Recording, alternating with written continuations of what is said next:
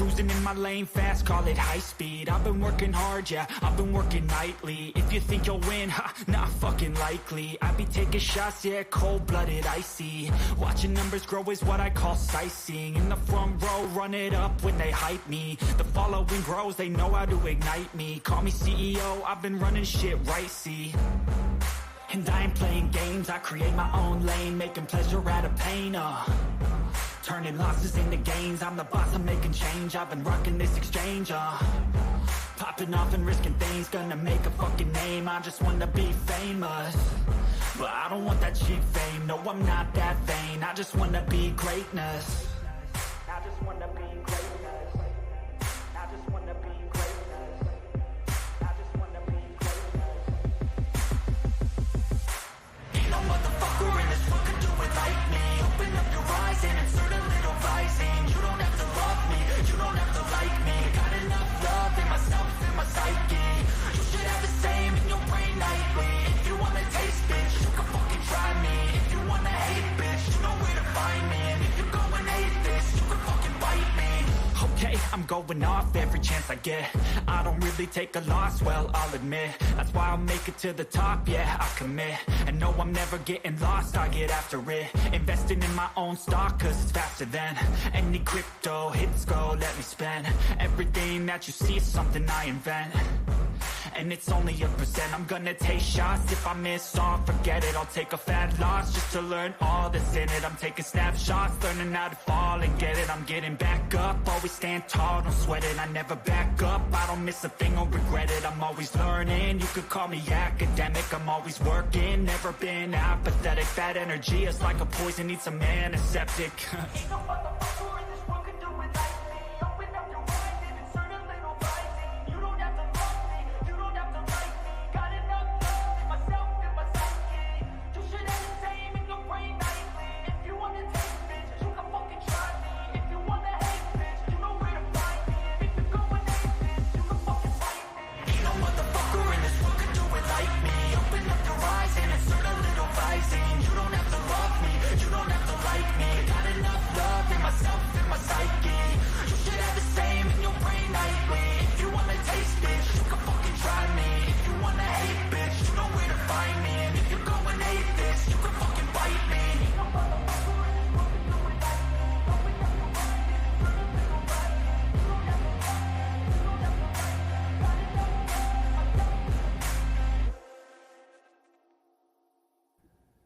Hey, y'all. What's up? I know it's been a while. Can y'all hear me? I am streaming on both of my channels, but um, we are chatting over on my second channel, which the link is pinned. If y'all want to come over here and chat with us on my just regular cotton candy channel, we're not going to be chatting on my cotton candy boobs. I'm just streaming there to get the word out. SG, if you want to come over here, love. It's good to see you too, SG. Allie, Wacky, Justin, hey, loves. It's really good to see you, SG. How you doing? How's all your baby chickies? Zena, hey, love.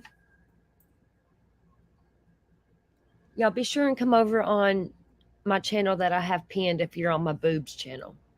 Maybe I need to fix that. Hold on just a second. Because I don't want people getting confused, which I know it's confusing, but I'm just trying to get everybody directed over here because this is going to start being my main channel. The boobs one is just kind of my fun channel. Let's see here. Let me set this for like 5 years. Sorry, y'all. There we go. Can everybody hear me good?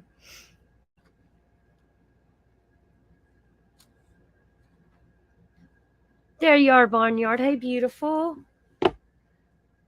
Barnyard, I watched you all over on, I can't remember what channel it was the other night, when there was a bunch of y'all on there and you was drinking a White Claw. I laughed my ass off at y'all. I'm more of a lurker sometimes. That was so fucking funny. Y'all cracked me up. Yeah, 5 years. Because I want to, because I'm kind of drifting away from that channel. You know, my boobs channel. It's kind of, I don't even know what I want to do with that channel. It's just, yes, Barnyard on Ashes. Y'all were fucking hilarious. Oh, I was scared to chat because I don't really know anybody but you over there, you know, and I don't want to get jumped on and stuff. And but next time I will chat because y'all are hilarious. I loved it so much. And I was like, I was having a bad day that day, and I was watching that, and I laughed until I about pissed myself. Tuck the boobs in the turtleneck, yeah, Zena. Well, my boobs channel, I kind of grew. I didn't do it on purpose because I wasn't even planning to be a creator. Honestly, I wasn't. I still don't consider myself a creator. Um, I built that channel off of the Kylie Rodney case organically. I didn't do it to chout place, chase clout or anything. Like I was just wanting to do my narcissistic stuff, and I got into the Kylie case, and I started like I was more or less a clip channel, you know. I was digging and digging because that case was really close to my heart. And I started posting like, you know, little 2 or 3 minute videos on there. Next thing I knew, I had 2,000 some subs. And I just don't feel right monetizing that channel or, you know, because I didn't do it on purpose, but that channel did grow because of Kylie. Oh, Allie, it was funny. Barnyard, you was fucking hilarious, baby. You, I laughed so hard. Y'all was calling each other. Y'all got to do that again. That was hilarious. I loved it. Allie, you would have loved it. They were great, all of them. And they were like mutant barnyard, and she was calling people. They were calling. It was just that was funny as fuck, man. I loved it so much. I love when people can have a good time like that, you know. Okay, but we're gonna get into. I've been wanting to talk about this Titan excursion thing or whatever. I've just been in a funk lately. I missed the boobies. What the hell? Oh, it was great. We can do that one night, Allie. We could, absolutely. But there's a presser coming up soon. Hey, Savannah. Hey, love. The live is still up. It's funny. It's fucking hilarious. I will go and look for it and share that live. Allie, you got to watch it. That's our people right there, our kind of people. I loved it. Gave no fucks. Oh, bad headache. I'm sorry, Savannah. Okay, I am going to start. I seen someone say that we could stream WFLA JD Bruno or whatever the fuck his name is. So we're gonna watch him a little bit, give some updates, and then when the presser's over, I got some clips and stuff I want to go over about it, and I've kind of dug into the rabbit hole of that. It's kind of deeper than what, yeah. The drunk stream's hilarious. I swear that was my favorite stream I've seen in a very long time. Barnyard, it was. I loved it so much. The presser is at 3 o'clock Eastern time, I believe. Let's see here. Let me get over here. We're gonna watch this real quick, and he's doing the presser and stuff. This is WFLA. Let me get us going here, and we'll watch it and chit chat. And then yeah, I got some stuff I want to go over after that.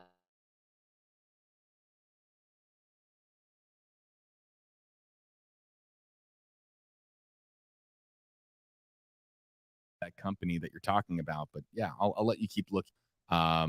As soon as we see, I know actually we have a lot of hashtag HeyJB, hashtag Hey Josh questions and comments, and we're gonna try to continue to carry the conversation forward. And Kerry, we will be restoring Facebook Live in approximately 5 to 10 minutes. 5 to 10 minutes. You know, I wish we had someone who knew this submersible back and forth that we could talk to right now, because what I'm hearing about, you know, this platform that released and the cover, the rear cover from the pointy part of the submersible, you know, the hull is the main part, as I understand it, where everybody's located. But that tip of that submersible, is that just a cover? and they're talking about that's just a cover that fell off, and the whole thing is still intact. Right. People are asking, is the hull Because it doesn't look like integrity? there's a separation point on the back. It looks pretty smooth. So maybe there's just a cover that they can access some of the electrical components through that cover. I don't know. How intact the Because here's the a vessel picture, is. you know what I mean? Mhm. So at what point is Yeah. how much of that tail is Is that something you can show to our audience here? Just kind of. sure. Just for reference, I guess. That's that. Landing gear on the bottom, Right. and then the tail end. I just don't on know how the- much of that tail would be. Oh, that's cleared now. And 9 is still being tuned in. We're still working on the feed for the news conference, right? Is that what you're working on? Yeah, but you know what? Our first feed that I told you was being calibrated and worked on. Look at that. Clean. Look at that. That's a clean feed. So that's at 3:00. So we still have a half hour. Yep, we got some time, and we're going to be reintroducing Facebook Live into the audience here momentarily in about the next 5 minutes or so. Let's go back. We'll try to get a couple more questions and. Right, Savannah? And the one guy took his son with him, so that was $500,000 to do that. People have fucking more money than they do sense, for real. And you know, and I thank God, the more I see on the internet and shit, I thank God I'm poor, because being poor has saved my life many a times. It's crazy. And comments before we say hello is to get updated information, and that's what the Stream Center is built for, to be able to share live feeds from across the country and around the world with you, our audience. Let me ask you a question. You've been streaming for 10 hours or 8 hours or so. What are your takeaways from this so far? I know it's a lot of information to process and you have to manage the mothership here, but has anything stood out to you with all the conversations with the guest earlier? And I didn't get to see a lot of that, but I saw some of it. He was a great guest. Yeah, Mark Martin was superb, and I think our audience agrees based on some of the feedback that we have been receiving here in our comment section. Yeah, as far as like pinpointing one thing that really sticks out. Not to put you on the spot, but yeah, you know, I know. I think I nobody appreciate gets it. to ask you the questions because you're doing all the questions and answering them all. So it's just nice to hear what you think. No, I think my big takeaway, I know this might sound like a lame, non-answer, but I just, again, this is going to sound like a lame non-answer, but this is genuinely how I feel. So don't roll your eyes too hard, YouTube and social media. But I feel always genuinely humbled when we have somebody who has so much experience. He brings nearly 50 years of experience, or around 5 decades worth of underwater exploration experience. He's a retired U.S. Navy submariner. This is somebody who has spent just an incredible amount of time in the water, and being able to share his wealth of knowledge with people and use this platform for good, as far as, trying to make sense of a very complex field. The field of deep sea exploration is so, and it's vast and complex And untouched. Yeah, there's still a lot to learn. People online claim to be experts, or not experts, but the random folks on Twitter will try to come off as authoritative. And when you have the real deal, somebody really paint you a picture as to the fact versus fiction component of this, I'm very grateful to have guests like that. Yeah.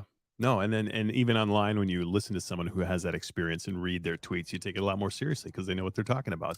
They've walked. Okay, I'm going to stop this just for a second. I want to show some of these clips I've got while we wait for that. I'm going to show this. Let's see here. This shows like what it is and stuff. Sorry if I'm a little hoarse.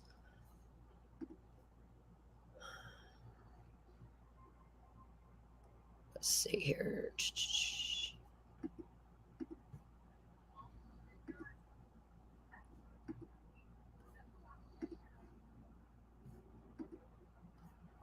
What the hell did I just do?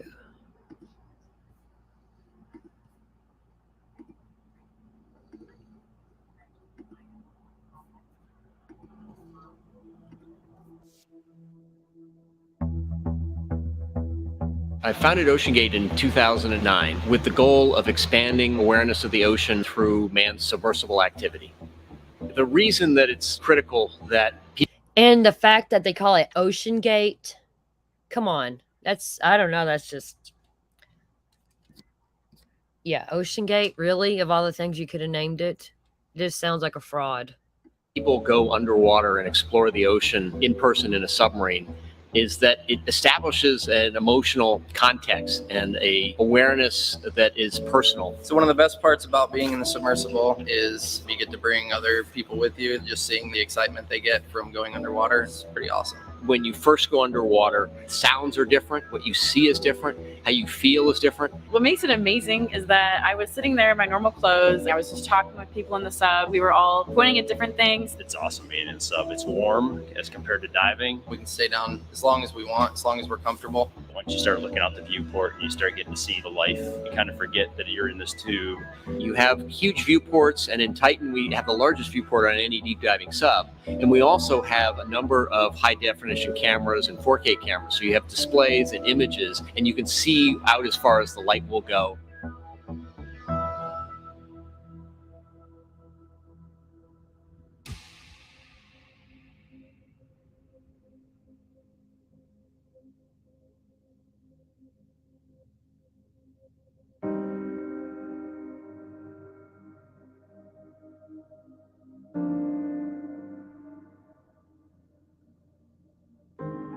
The first time I got to dive deep, it was a really surreal experience. It was kind of like you're in another world. I get the greatest joy when we find something new, which is every dive, particularly when you do that with someone who's never been in a sub before. And going down with a researcher who would say, hey, I've researched this type of fish my entire life. And they say, that's the first time I've seen it in this fashion. And I've had new insights into that. That really is a moving time for me to hear that. That's beautiful. Breathtaking. You're putting on quite the show for us, buddy. Yeah. Thank you. He's coming at us. There's life all the way through the ocean. And so you will see things that no one has ever seen before. There's so much to be explored, whether it's shipwrecks, sharks, coral reefs, whatever there is out there, I want to go see it. So the element of this kind of work that I like the best is the adventure. It's not your everyday sitting in office job. I've found several shipwrecks, about 30 shipwrecks that no one's ever found before, and I would love to visit them in a manned sub. I love showing other people how to drive these subs. The controls are driven off of a PlayStation 3 controller, so a little bit of training, if you know how to play a video game, you can drive one of our subs. I think what you tell someone who has doubts about wanting to get in the submarine is that they need to take it step by step and try it out. Maybe come visit us on a dive, stay out of the sub, but watch the operation and get confidence in how we do our job. And then if that goes well, they can kind of take the next step and go for a dive. I think my favorite part overall was just being in a submersible underwater. I think that was amazing. You're able to see things at a depth that you never would be able to with our human bodies. As humans, seeing is believing, because then you know yourself that it is true. There is just a ton of things to look at. All kinds of amazing things happen. And so it all comes together to make a truly unique experience that you just have to experience to believe.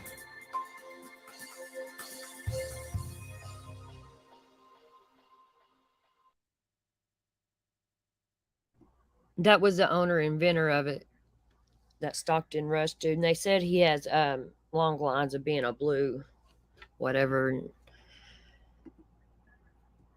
Let me see here. Some things I want to show.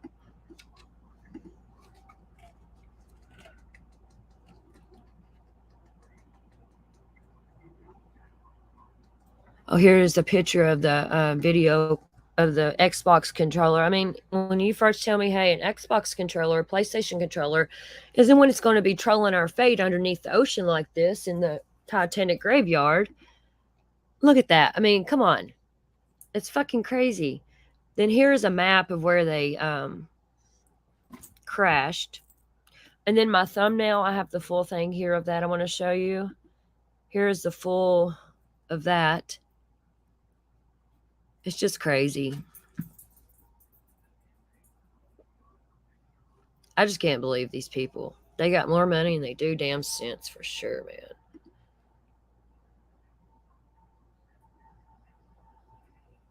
Oh, yeah, they should be closed down. I mean, considering the owner is on there and he's probably passed, yeah. They should never ever, like, this wasn't approved. I don't know, what is it? Like the FDA approves food and medicine and stuff. This was not approved at all. And the waiver, I got clips on the waiver too. I'm going to play that they had to or sign for this. And no. Hey, Nikki. Hey, Jaded. Hey, loves. Right, Wacky. I don't do them either. I can't figure them out. I always die in the video game. So, yeah, I'd be fucked. For sure. Okay, I'm going to go back over here and see what old JB's doing. Walk, so to speak. So Yep. It's nice to hear their experience and to figure out what had happened. But that starts off a whirlwind of questions on what happens next, which is far too early to talk about. But in terms of exploration, in terms of safety, in terms of international waters, in terms of what regulations there should be, those are all things I think you and I will be reporting on for months, if not years to come, when it comes to a story like this. But a sad end to the Ocean Gate and the Titan story. It's really rough to hear. Let's remind our audience, the U.S. Coast Guard, sometimes press conferences don't exactly start on time. I'll just say that these guys have been pretty good, though. They have extraordinarily punctual. And this is because it's the Coast Guard. Right. It is, and with that, we expect this press conference to begin promptly at 3:00 Eastern in about 7.5 minutes from now. So if you have found this live stream, if you're looking for the press conference, you found it. This is it. Josh and I are going to mute our microphones, and we are going to listen in and learn this news with all of you. We're going to go full screen and find out the latest from Boston. Josh, are you going to be with us through the press conference, or? Okay, here's another little clip I'm going to play. I'm going to try to get some of these going as we go. There was supposed to be a 6th person going on this trip, and he withdrew from it. So let's listen to that real quick. Joining us now is digital marketing tycoon Chris Brown, who originally planned to join the Titanic tour submersible, but pulled out for safety concerns. His friend Hamish Harding is among those missing on board. And first off, we got to say, Chris, thank you for joining us this morning. Our thoughts are with you, everyone on board and their families as well. And I know you were close with Hamish. Can you please tell us about it? Yes, good morning. I think, first of all, the thoughts are really much more with the family and his close friends and families, not just Hamish, but the other 4 people that are down on the sub. All of our concentration needs to be on that right now. We've got lives at risk. It's the news this morning about them picking up sounds is good and bad news. In an ideal world, we'd have seen that the sub had come up to the surface and was bobbing around just undetected. If the sounds are coming from below the water, then that indicates that they may be alive under the water, but now we've got time pressures in getting them up to the surface. Yeah, time is definitely of the essence. And you say you were one of the first people to sign up for this Titanic tour mission. What initially drew you to join? Well, it's being a sort of a modern day adventurer, interested in pushing the boundaries of our knowledge and places that people go. Hamish and myself are both on the Virgin Galactic program to go up into space, and Hamish actually went into space about a year ago with Blue Origin. And the Titanic's obviously an iconic wreck. And the Ocean Gate had put forward this program to go down and do a 3D scan of the wreck with the view to then being able to see how it's decaying so that the wreck could be preserved. And that's it. It's so the mission specialists like Hamish going down there would have the job of either scanning, or they could be in charge of the communications up to the surface, stuff like that. So it's a chance for an expedition, exploration, and adding a bit of science into the situation. And prior to signing up for the trip, what did you know about Ocean Gate expeditions? Prior to myself signing up, very little. I was. It was one of these situations where a couple of guys who knew a lot more about the Titanic, and one guy was into shipping, was his business, brought it to my attention. I just thought, oh, that sounds like a great idea. And you said that safety issues ultimately led you to pull out of the trip. What were some of those safety concerns that you had? They did. I'm not really sure that this is the time to be going into that sort of thing. I think that the focus right now has to be on trying to rescue these people. It's not fair on the families and friends to be making speculation about what might have happened or how it happened at this point. We can definitely understand that.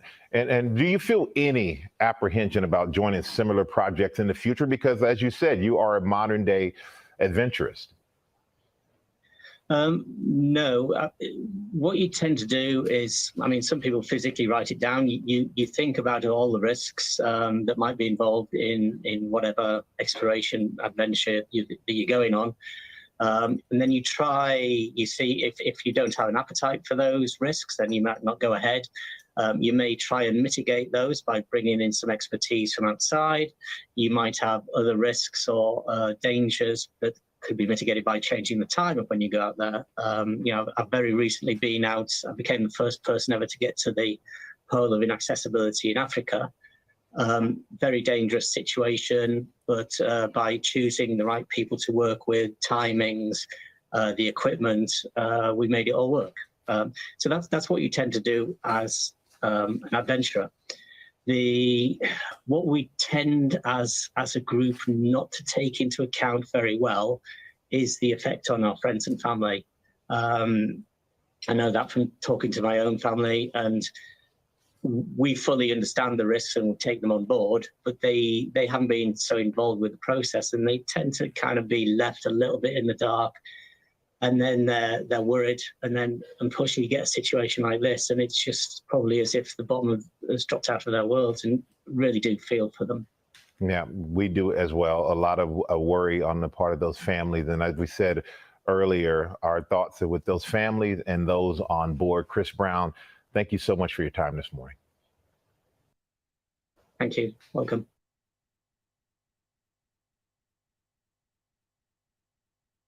For answers, and there needs to be experts dedicated to it to find out exactly what happened to the Titan sub this past Sunday.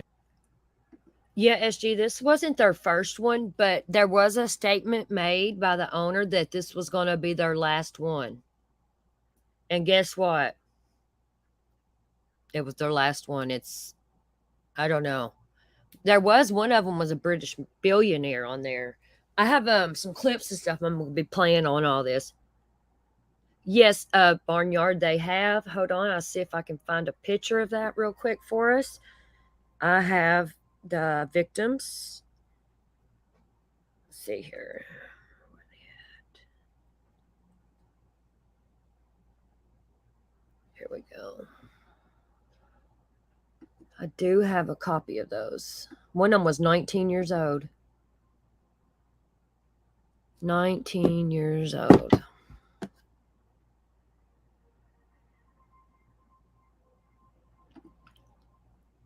Also, here is a picture of what it looks like inside of the submersible.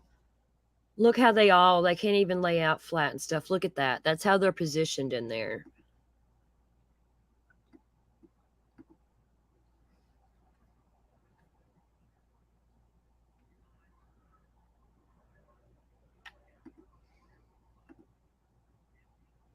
And here is all of the people that's on it.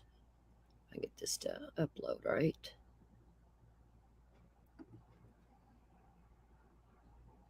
That's all of the people that's on there.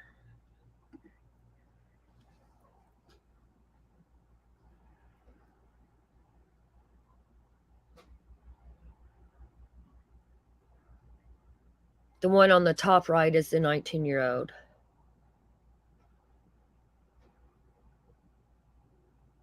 That Stockton Rush is the owner of it, an inventor, and he's also on there.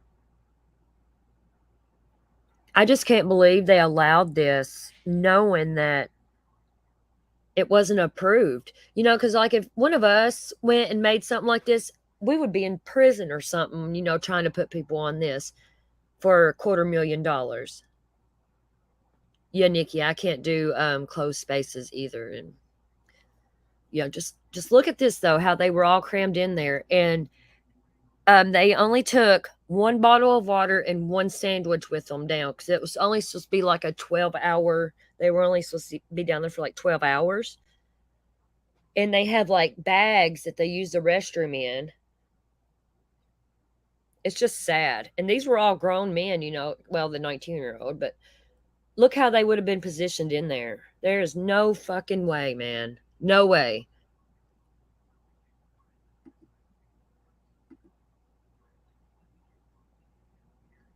I know, Barnyard, what? Just 24 hours, just a few hours, minutes, as soon as it got whatever. They're saying that it might have imploded, except for it exploded. I don't know. It's really sad. I don't see how they got away with even having this. I guess money talks. It's true. The root of all evil. Okay, I just got this here waiting for the press conference on it. This is crazy. And like Stockton Rush, the one that invented this, he tried to be an astronaut or whatever and go to space, but he got denied because he's blind or not got good sight in one of his eyes, so they denied him. And he wanted to be like the first, to do something in his life like this. Well, dude, he wasn't very smart at all. Let's see here. I'm going to show a few pictures inside and stuff, which I got, like I said, I got videos that I'm going to do on this too, but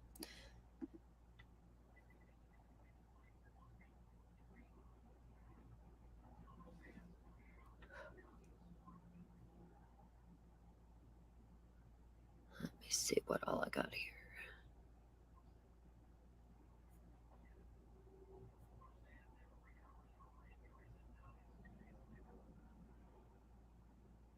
Here's a good one of how deep it is. Here's some of them inside of it. That's the owner. I mean, look how tight it is in there. And you put 5 men in there.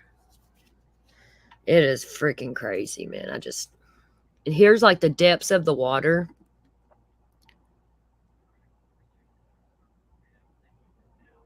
Look, it's deeper than the Grand Canyon.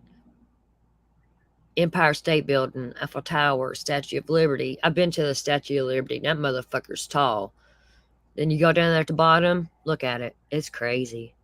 It's crazy all these years, and the Titanic is still taking people's lives.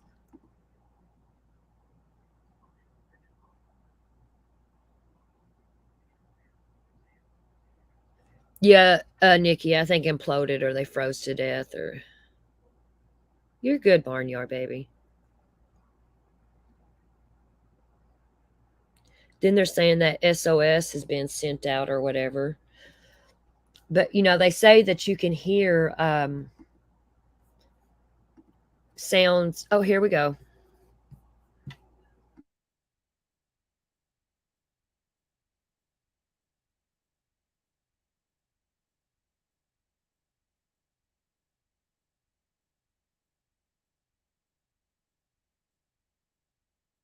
By the U.S. Coast Guard.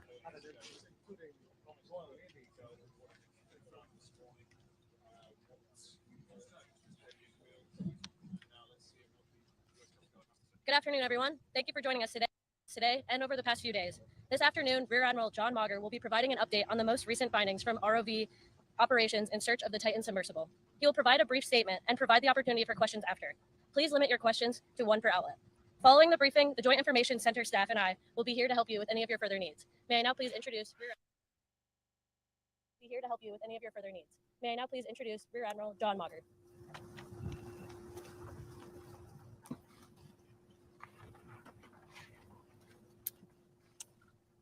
This morning, an ROV, or remote operated vehicle, from the vessel Horizon Arctic discovered the tail cone of the Titan submersible approximately 1,600 feet from the bow of the Titanic on the seafloor. The ROV subsequently found additional debris.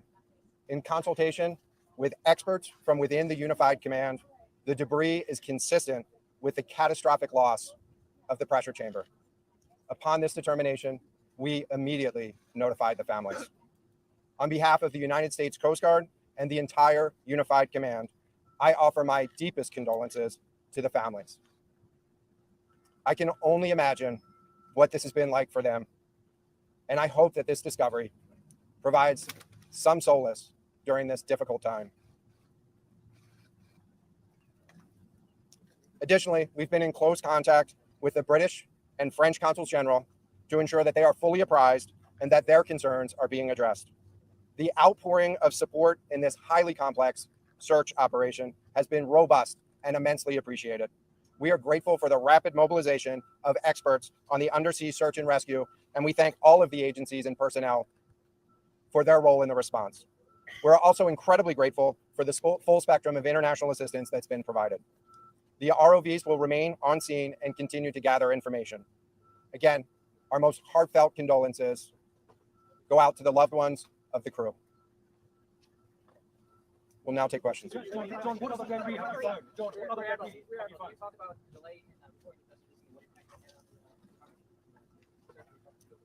This was a incredibly complex case, and we're still working to develop the details for the timeline involved with this casualty and the response. And so we'll provide that information.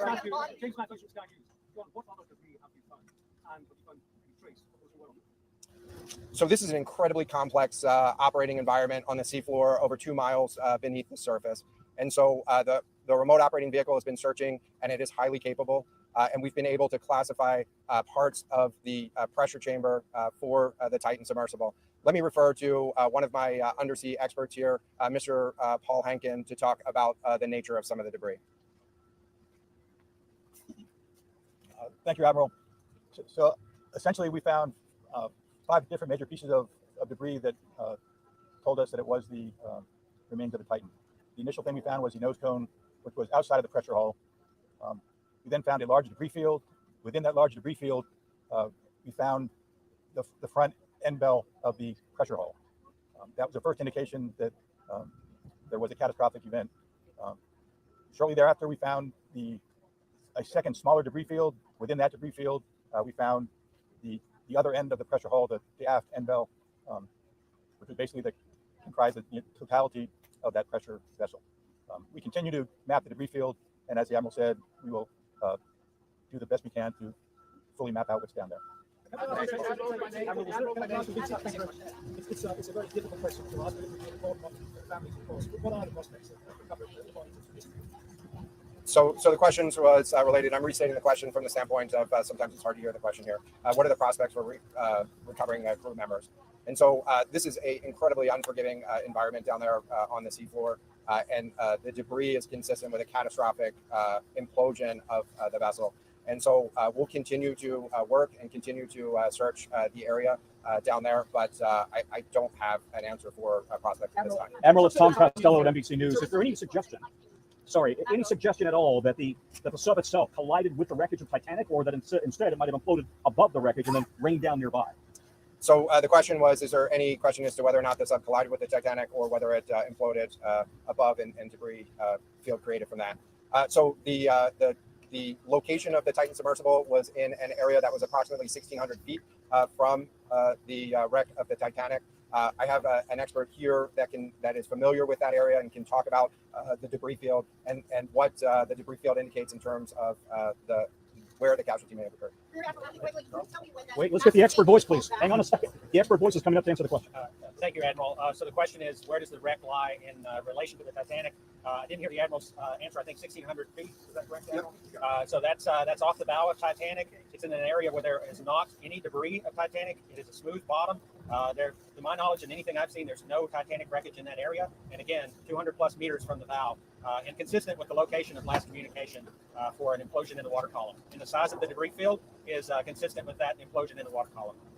Admiral, if I can ask a question. In terms of the timing here, you say that this was a catastrophic implosion. And I know it's early on, but is it your estimation that this happened right at the moment when they lost contact, an hour and 45 minutes after the descent? So the question was about the timing of the catastrophic implosion. Right now, it is too early to tell with that. We know that as we've been prosecuting this search over the course of the last 72 hours and beyond, that we've had sonar buoys in the water nearly continuously and have not detected any catastrophic events when those sonar buoys have been in the water. So, Admiral, can you just...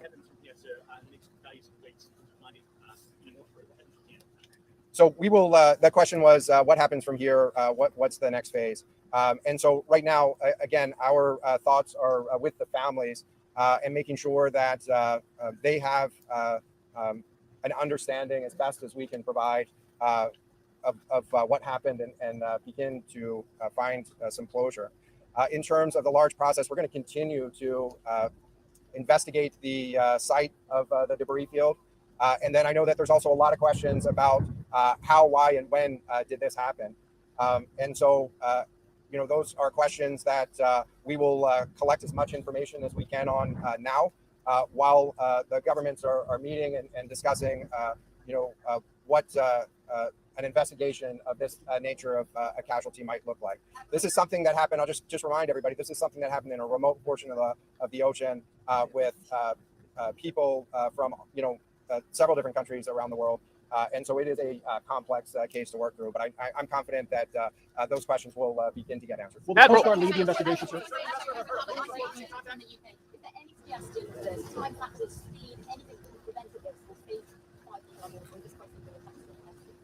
The question was there any suggestion that time factors may have played a role or a consideration in the casualty here? And so the debris field is consistent with a catastrophic implosion of the vessel.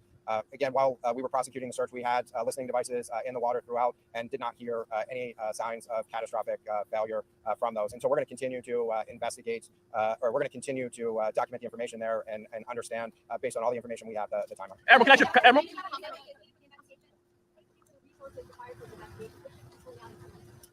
So the question was, what are the resources required for the investigation? Which ships will be pulling out and staying in? And so it's too early for me to talk about an investigation. That's a decision that's going to be taken outside of the search and efforts that I was leading.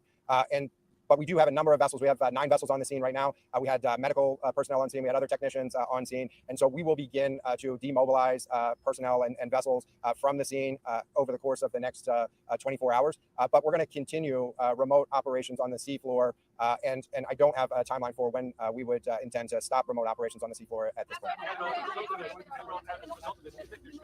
Changes in the way these are safety rated or inspected so that this won't happen again? Yeah, the question was essentially about, do you think that there should be changes in safety ratings or inspection for these standards? I know that there's a lot of questions about why, how, when this happened, and the members of the Unified Command, have those questions too, as professionals and experts that work in this environment. And this is an incredibly difficult and dangerous environment to work in out there. But those questions about the regulations that apply and the standards, that's going to be, I'm sure, a focus of future review.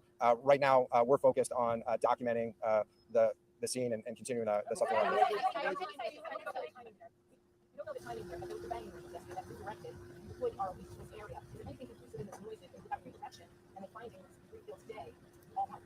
So throughout the search efforts, we reacted to the information that we had available to us. And while we continue to send it off for deeper analysis, again, really complex operating environment for us to work in. Let me check with the experts, but there doesn't appear to be any connection between the noises and the location on the seafloor. Again, this was a catastrophic implosion of the vessel, which would have generated a significant broadband sound down there that the sonar buoys would have picked up. Admiral, you mentioned closure. Admiral, you mentioned closure for the families. Admiral, can I just ask you about your comment regarding the families? And also, were all of the assets involved moved as quickly as possible to the area? Was any boat turned away involving This was a incredibly complex operation, and we were able to mobilize an immense amount of gear to the site in just a really remarkable amount of time, given the fact that we started without any sort of vessel response plan for this or any sort of pre-stage resources. And so the equipment that was brought on site this morning that we were using was a pelagic ROV capable of operating at 6,000 meters, cameras, sonar, other articulating arms and resources on it. And it, we had to transport it here through C-17 aircraft. This is 2 aircraft that it took to get this up here. And so we've really had the right gear on site and worked as swiftly as possible to bring all of the capabilities that we had to bear to this search and rescue effort. And it was just a huge international and interagency effort to make this happen. So I'm really grateful for all of the responders that came out to support this and really search for the vessel. It is a difficult day for all of us. And it's especially difficult for the families, and our thoughts are with the families today. But this was an immense support, and we had the right gear on the bottom to find it. Admiral, you mentioned Admiral. Will you attempt to recover the bodies? Can we ask you the victims? Will they be recovered? Thank you so much, everyone, for attending this afternoon. There are no future planned press conferences. Updates will be shared to the USCG Northeast Twitter page, and our staff will be available to take down any questions following this. Thank you.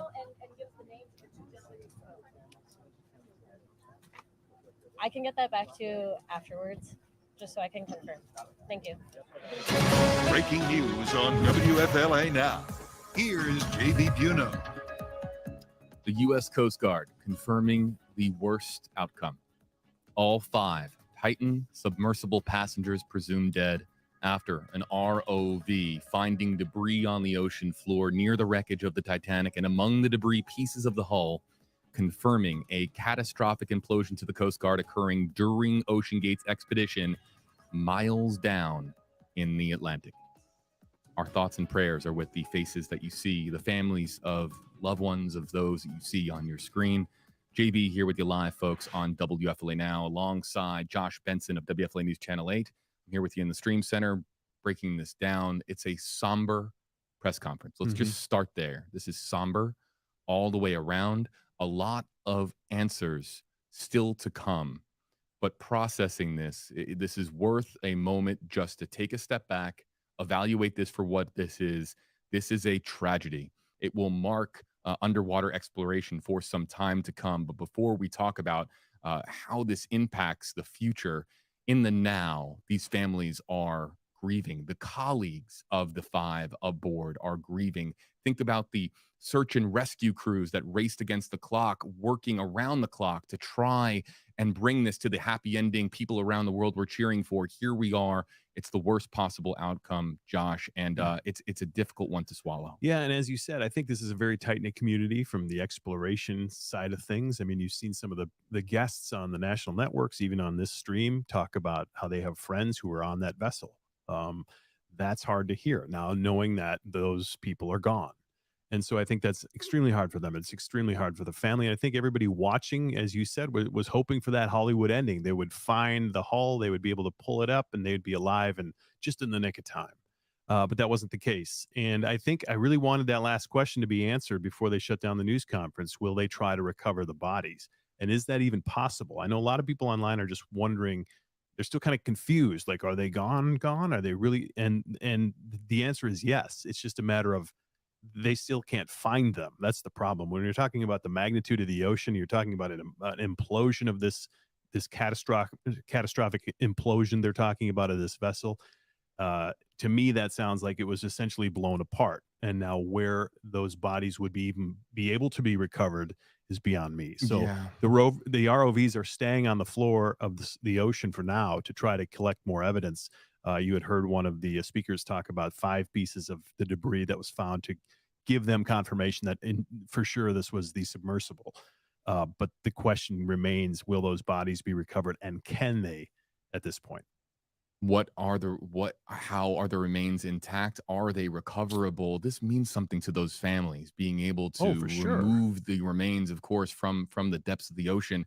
There is enough loss of life at the bottom of the ocean in this section of the North Atlantic, clearly with, of course, the Titanic 1,600 feet away. The last thing that we want to do is add to the loss of life there. If the human remains, if the bodies, again, based on them being presumed dead, if they can be recovered from the deep, that will, of course, be something that will bring at least something to these families. But it is heartbreaking. This is heartbreaking. And our thoughts and prayers are with everybody. We are going to be taking your questions and your comments, and I hope that our comment section is filled with thoughts and prayers.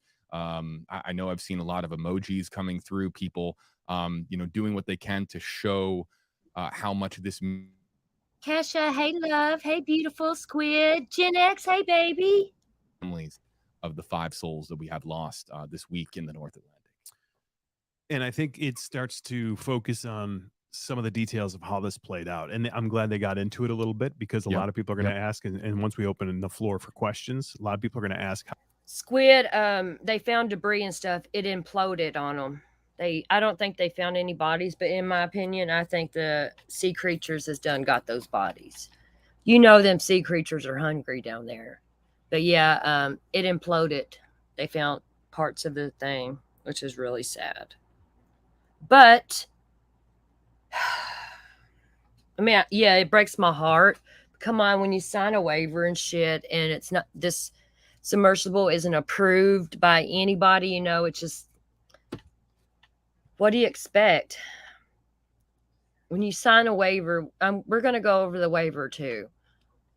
I mean, come on. And Stockton Rush, the owner, founder, CEO, whatever, he had said previously that this mission trip, whatever it is, would be the last one. That tells you anything. Right, Squid. But still.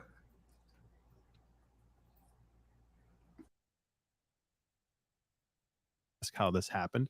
And I found it interesting, the location of where the debris field was away from the bow of the Titanic, far enough that it could answer the question that they weren't entangled with the Titanic wreckage. They didn't make it there essentially, and then, hit it to cause it a problem to implode itself. To me, it sounds like they were on their way down when they lost connection. That's when it happened. Because the Admiral came on to say that they never heard an implosion, and that would have been an audible sound that would have been picked up like that. So after the fact of hearing the banging or hearing the buoys pick up on the sensors, they would have heard that if it happened after the fact. So was that them banging on the hull of the vessel? Probably not at this point, given the timeline, given what they know. So much was made of those sounds. Yes, that was the hope everybody was kind of hanging on to. Really, I mean, that was the hope that got us by, if you will, and allowed some people to really rally behind the chance of them being alive, floating, or at the bottom, or on the way up to the surface. All these questions that we brought on various experts, and we of course tried to feature on stream. And this is look, there's no way to sugarcoat it, folks. This is okay. I'm going to play a clip on the waiver here that they had to sign. Let's see here.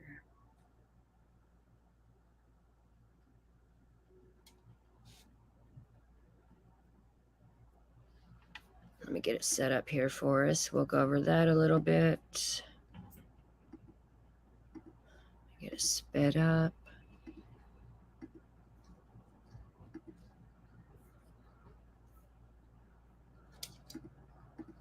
And for them to call it Ocean Gate, that's just the worst name they could have ever fucking gave it. Now, by a remarkable guest, actually, a fascinating individual, and although it's under incredibly bleak circumstances, I'm very, very pleased to be having a chat with him. It's Mike Reese, who is a writer on The Simpsons and who visited the wreck of the Titanic last July on the same submersible that has gone missing. And with Mike is his wife, Denise, who had been due to make the same trip but couldn't go after testing positive for COVID, I believe, has previously been on several dives with Ocean Gate. Both of you, thank you very, very much. It is, look, subject matter aside, tremendous to actually meet you and talk to you on the show. But to the matter in hand, Mike, can I start with you? What's it like to be on this vessel? You've actually been on this vessel, right? And you've been, is that right? What's going on? I've been on the very sub that's in distress right now. And I did take it to the bottom of the sea and I did see the Titanic from it. And, a lot of talk is going on about the safety of the vessel. It is a very, very risky proposition. There's anyone who booked this trip knew it was going to be risky. You sign a lengthy waiver that lists really 100 ways to die, things that could go wrong. So everyone walks into this with open eyes. It's It reminds me of the early space program where people did everything to keep the astronauts safe, but things went wrong multiple times. And you go on and you hope for the best and you're prepared for the worst. And Denise, obviously Mike was fine and that trip went very well. Sadly, right now, what we have are several wives who are not in the same position that you are, who clearly, I mean, the mind boggles to think about what kind of emotional turmoil they're going through. What were you like about Mike making the trip? I mean, you wanted to actually be with him on the trip, didn't you? Yes, we were meant to go together. So when we do these adventures together and there's any risk, we figure at least we'll go together. But when we were apart and he was in probably the most dangerous situation he's ever been in, I was worried all day. I was skulking around mission control, trying to find out where the sub was. And I kind of thought the worst could happen if he's gone, then all the Simpsons writers will hate me forever. All his family will hate me, and I'm going to live in a Hey, Thor. Hey, bro. How are you? as I know it if something happens. Goodness gracious me. And again, you know, I just want to reiterate that the breaking news that we'd had a little while ago was that distress signals, knocking, tapping in the form of an SOS signal have reportedly, this is according to a GB News source, been heard from near the Titanic. So at the moment, the clock is ticking, oxygen is running out, and every breath matters, but those people are believed to be alive. Mike, you mentioned the safety of this craft. You said that you knew what you were getting into. There are 100 ways to die on this thing. It's like early year space exploration. But, I mean, do you think that the people on it now will be keeping a calm head? It seems like a little tin can. It's a very sturdy tin can, and a lot has been made about the simplicity of it, that it's just a tube, really, and that you steer it with a real joystick from a game console.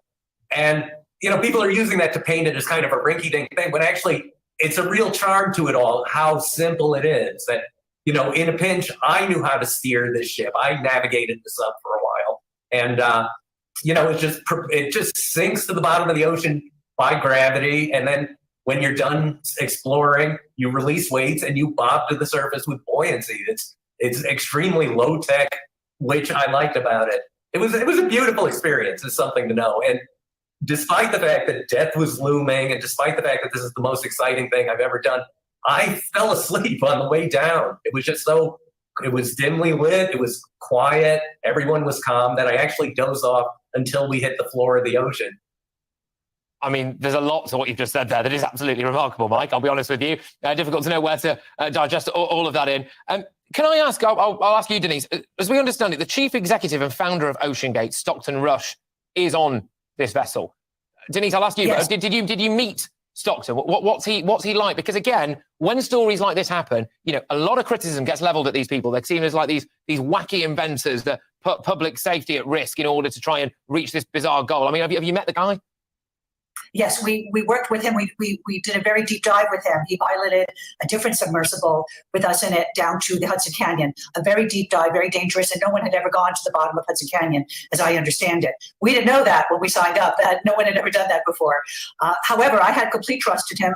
I felt he was a visionary. He was doing something no one else was doing. He found ways to do really very impossible, very difficult things. I always saw him as a very handsome superhero in a way. He was doing such extraordinary things. I feel terrible that he was on that ship. It's the thing that makes me most optimistic about the problems they're having is that he is on board the sub. He built that sub from the ground up. He is an aerospace engineer. Obviously, if he thought it was very dangerous, he wouldn't be on it, but he's there. And he's just a masterful leader, too. He built the thing with this team who just admire him and respect him. And he knows what to do in a crisis. And he's just very focused and the most detail-oriented man I've ever met. So, Mike, when you were on there and you were going down, before you nodded off, I mean, did anything go wrong? Did it all go smoothly? Were there any hiccups? Was there any sign to you or any indication to you whatsoever that, you know, something could go wrong in the future? There is as Denise mentioned, we took 3 separate dives with him before this one. And the 4 we've taken in total, there were always communication issues. It's not the fault of the sub or the OceanGate. It's the fault of very deep water that communication goes in and out. And so there was a little trouble connecting with them once we hit the ocean floor. And then more to the point is just communication confusion. The idea that we're trying to find the Titanic. They are giving us guidance from above. And what they were saying was not connecting well with what we were seeing. And so it took a while just to find their stride and make sure they were all on the same page. And once they did that, yeah, we did find the Titanic. I mean, this is absolutely fascinating. And it's worth noting then for people that clearly from what you're saying, yes, the length of time that this craft has been stuck is obviously now a massive concern, and that's new. But the idea that there was communication issues or that there was the capacity for things to go wrong, that's not new. That is something that you experienced. I've got to ask, Denise, Mike managed to get down there, and Mike managed to see the Titanic. If everything goes well and these people are rescued, Denise, would you go back on that vessel and go and try to find the Titanic, do you think? I was considering doing it again this year, and I was coaxing another friend of mine to come, with whom I've been in touch. Yes, I think I would do it. I might try to do this again. Even with the same group on the same vessel, would Mike, again, same question to you. So both of you, even now we are having, the story of potentially disaster, both of you would get on that vessel and go back down there to the bottom of the ocean. If they're returned safely, I would do it. If they don't come back safely, certainly, I'm not an idiot. It would give me great pause. And people should take a lesson from this in that we're developing all this space tourism now. And they're in the exact same position. And, I hope they learn from this example as they can make it as safe as they can, but they're never prepared for everything. Okay. When Mike, go on. When Mike went down, he brought extra paper so he knew he would have 5 days of oxygen if anything went wrong. And he thought he would write his last jokes in case he was found. He would have written something funny at the end. I think there might be, I hope, a sense of peace among these dear people that are trapped in there. Absolutely. Look, both of you, thank you for your time. Thank you for coming on. I think you are both fascinating people for a variety of different reasons. And I hope... Hold on, let me catch up on some comments here. I've been looking. Oh, thank you, Squid. Thor, I would absolutely love to chat. That would be interesting.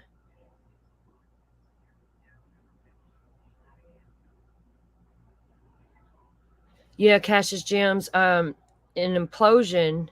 Yeah.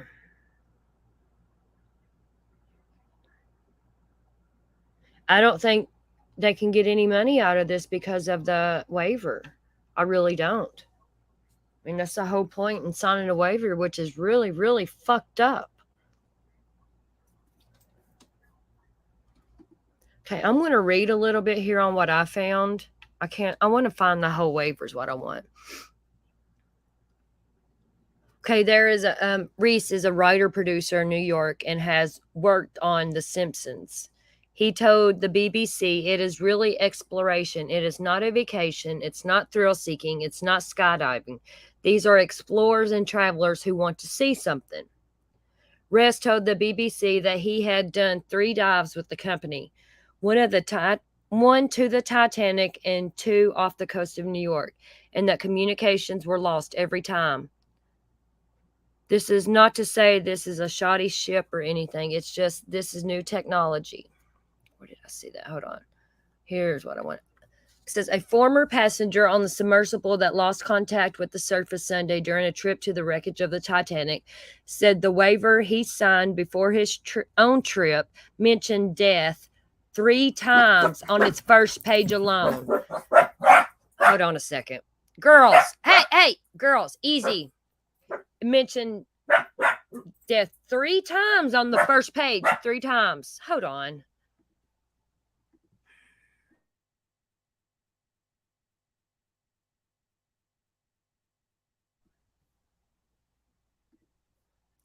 Because it says you sign a massive waiver that lists one way after another that you could die on the trip. They mention death 3 times on page 1, so it is never far from your mind. He took the trip on Ocean Gate Expeditions Titan Submersible in 2022 and said Tuesday, as I was going onto the sub, that was my thought. Well, this could be the end. So nobody who's in the situation was caught off guard. You all know what you're getting into.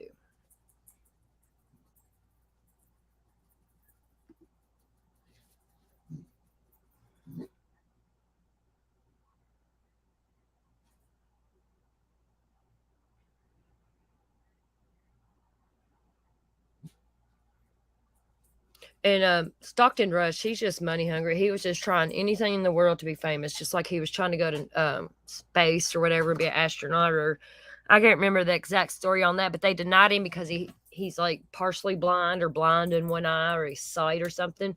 And then he comes up with this.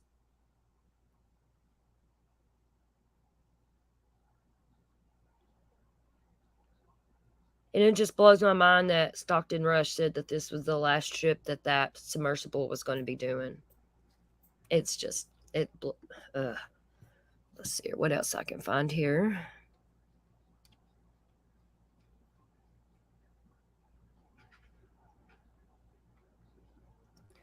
The person that was just saying that about the waiver, he said, if it's down at the bottom, I don't know how anyone's going to be able to access it, much less bring it back up.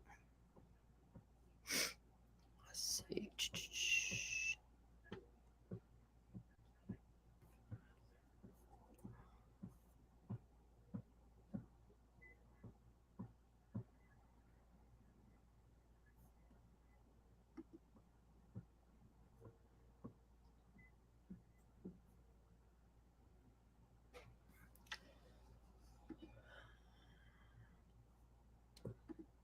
Let's go over here.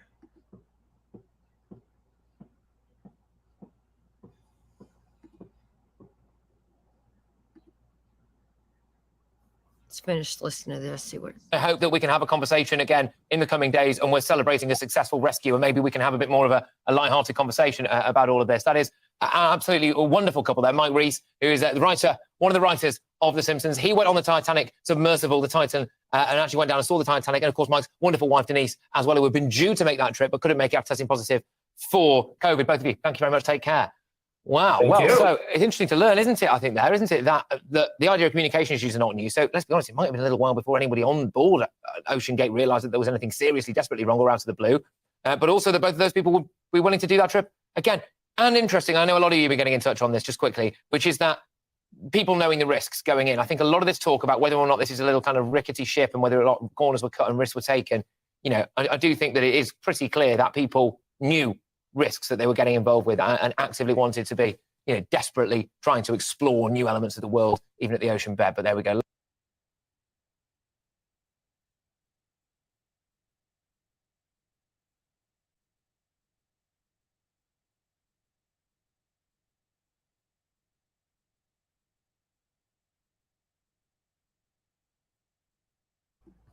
It's just crazy. Yeah, Gen X, I hope this changes stuff. There should not be, you should not, If you have to sign a waiver on something like this,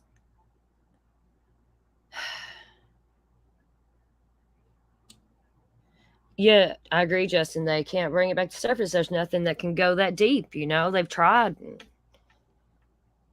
All right, let's see what else here. I got some more stuff. Let's see, did I already show this one? Okay, now this here shows Stockton Rush.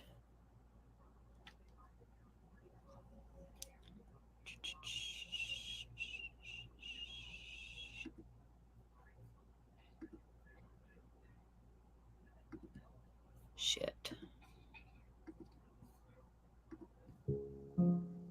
We are inside the submersible Titan, which is a carbon fiber and titanium sub that can go to the depths of the Titanic.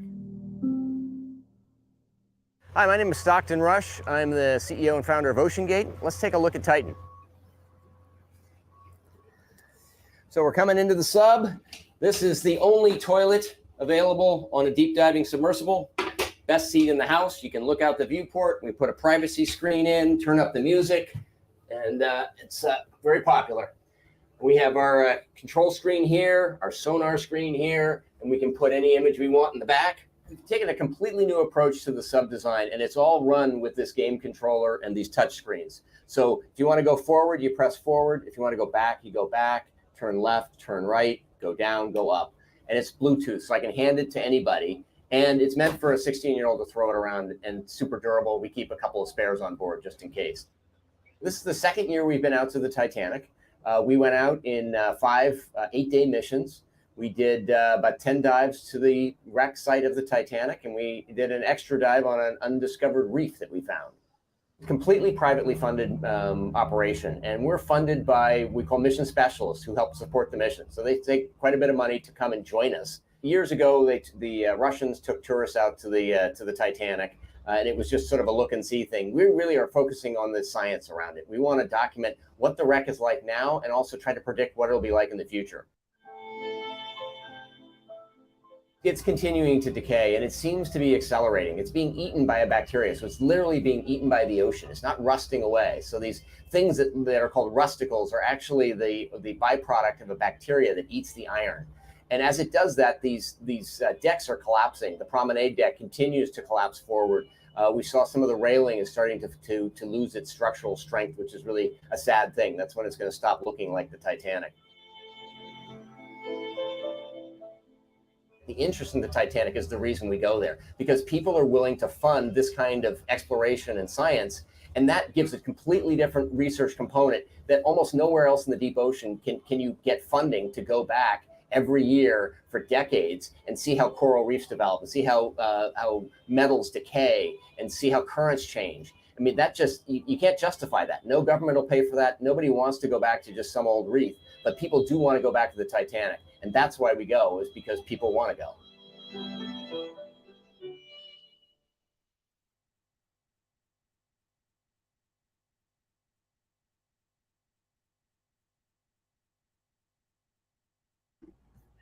The guy just seems really fucking greedy to me.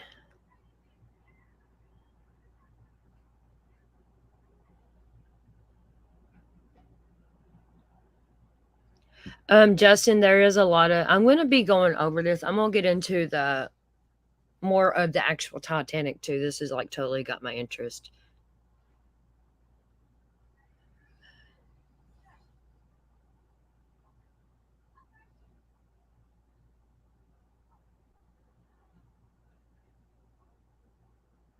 Oh yeah, Allie.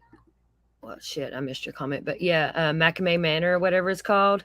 Yeah, I know about that too. Yeah, Allie and Squid.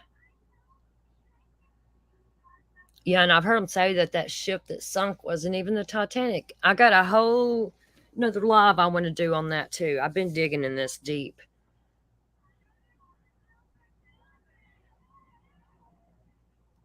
I don't think nothing really caused it to fail, Squid. I think it just imploded.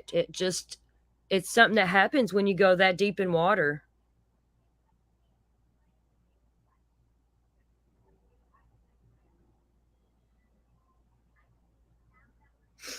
I think this goes a lot deeper.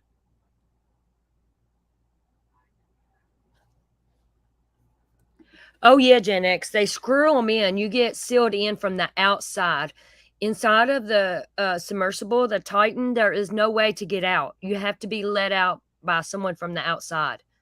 It's like 14 bolts and screws or something that they screw you in from the outside. That's mm-mm. Mm-mm. Yeah, it's deep, Gen X. Yep.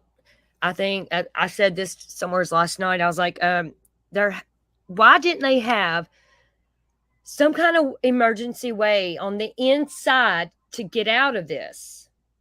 You know what I'm saying? I would never get into something that someone screwed me in from the outside. Does that make sense? I know I'm horrible with words, but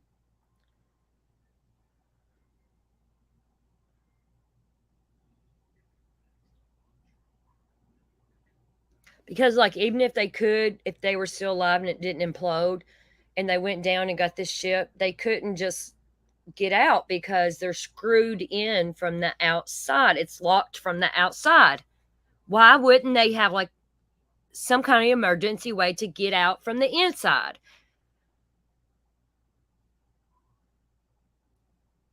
Yeah, Gen X. Yeah, it's like a coffin, and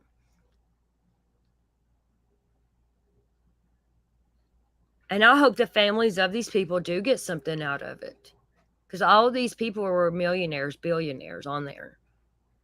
And then Stockton Rush, you know, he made $1 million. Well, he's dead now, but he made $1 million off this trip. And he said that it took $1 million just for the gas to get there, because they go on like one of those big ship barge things to get there. Because like the difference in a submarine and a submersible can go out by itself. A submersible is only intended for short trips. So you have to have some kind of short or barge or something to get it there.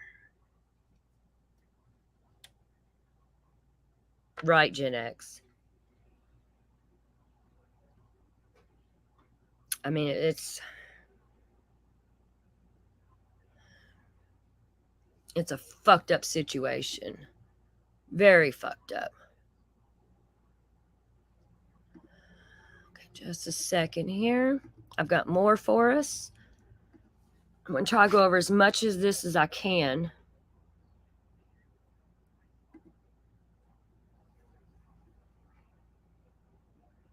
Because sometime I'm going to go over the conspiracy of the real Titanic.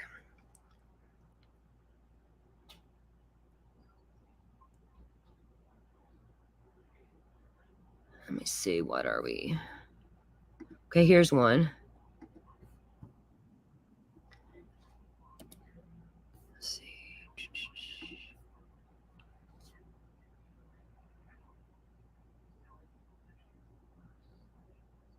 It's just a fucked up situation.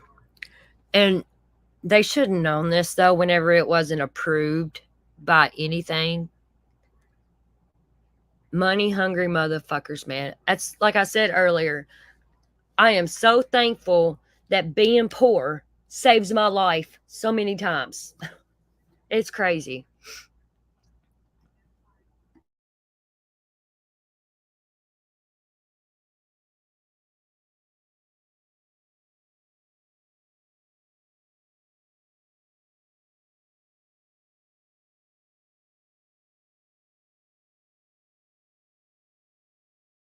And for more context, we'd like to welcome Christine Dennison. She's a co-founder and president of Mad Dog Expeditions. And we really appreciate you weighing in, Christine. So if this crew, if they're floating on the surface or they're still underwater, can you highlight the conditions they're facing and what types of supplies may be on board that could potentially help? Hi, thank you for having me. First of all, I have not been on the submersible, so there is some speculation. But I certainly do understand the conditions that they're in, the work that they're doing, and how difficult this operation is at this moment in time. The conditions are obviously very tight. We know it's a 21-foot sub. We understand there are five tourists in there, 5 men, different sizes. That all plays into physiology of how they're breathing, if they're panicking. I assume that they have some snacks with them, cameras. On an expedition like this, you would have a camera as much as you could take to chronicle such a momentous expedition for them. And above all, it's also at depth, it's dark. If they have lost or had a failure, a power failure, they are in the dark. They are cold. They are, I'm sure, frightened, and they are trying to remain calm and go through a process which none of us really ever want to find ourselves in, which is understanding what the ultimate outcome could be. The other scenario is that, sadly, they may have perished, that this may have imploded, in which case it makes this looking for this sub even that much harder, because we have so little information, and it's trickling out, and we're looking at timelines of trying to create and recreate a scenario that is still not quite clear as to why certain things seem to have been done. Certainly. And Christine, these remote operated vehicles appear to be the best chance of recovery in a power failure situation.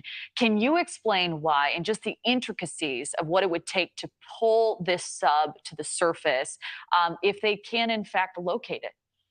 Yes. Well, it should have a pinger.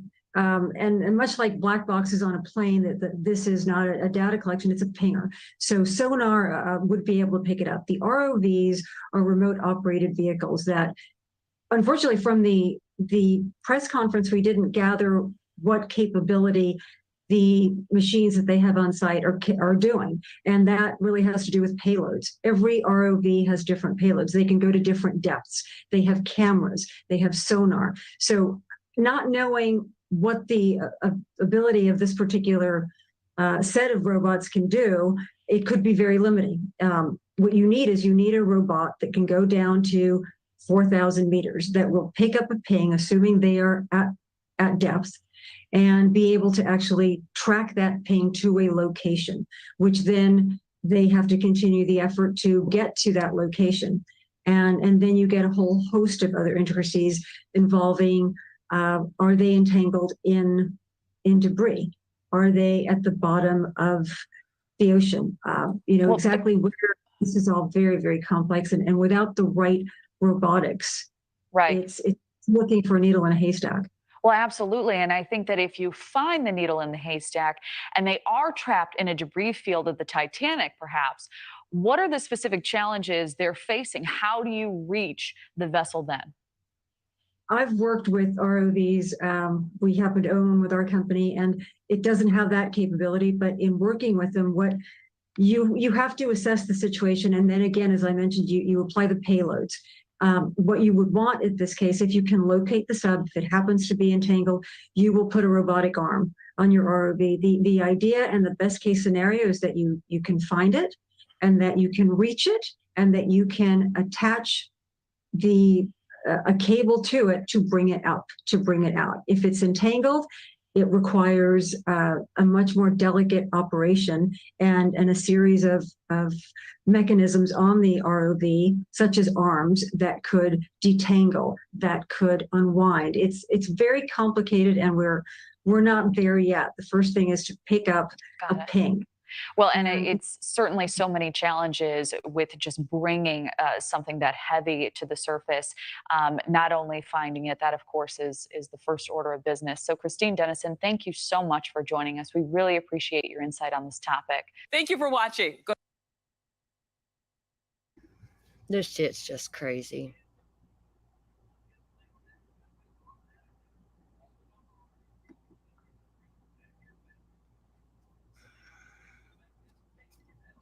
Okay, now we're going to continue here. Let's see.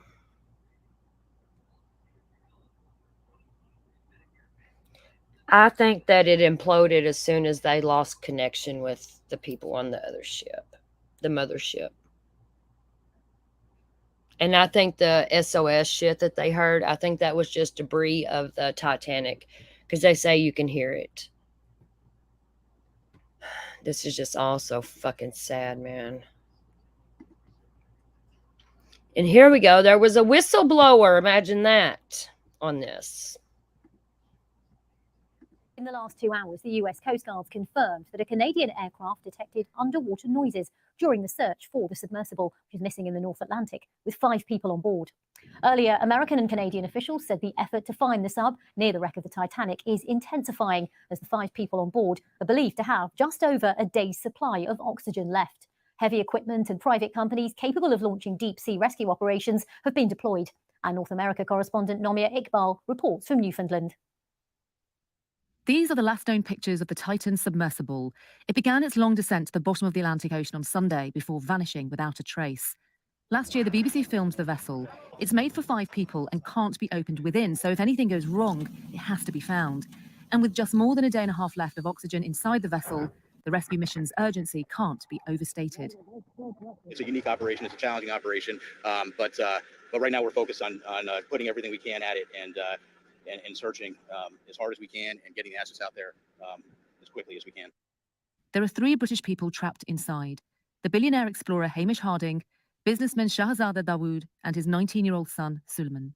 He had the enthusiastic, outlook of a young child. Really, he was so excited about this opportunity, and he mentioned it with the biggest smile possible on his face in telling me about it. So we were all very excited for him and happy for him that he was able to have this extraordinary opportunity. Also inside is French explorer Paul-Henri Nargeolet and Stockton Rush, the man who runs the company OceanGate, which is in charge of this expedition to see the Titanic remains. This is an experimental sub. People are informed that it's very dangerous down there.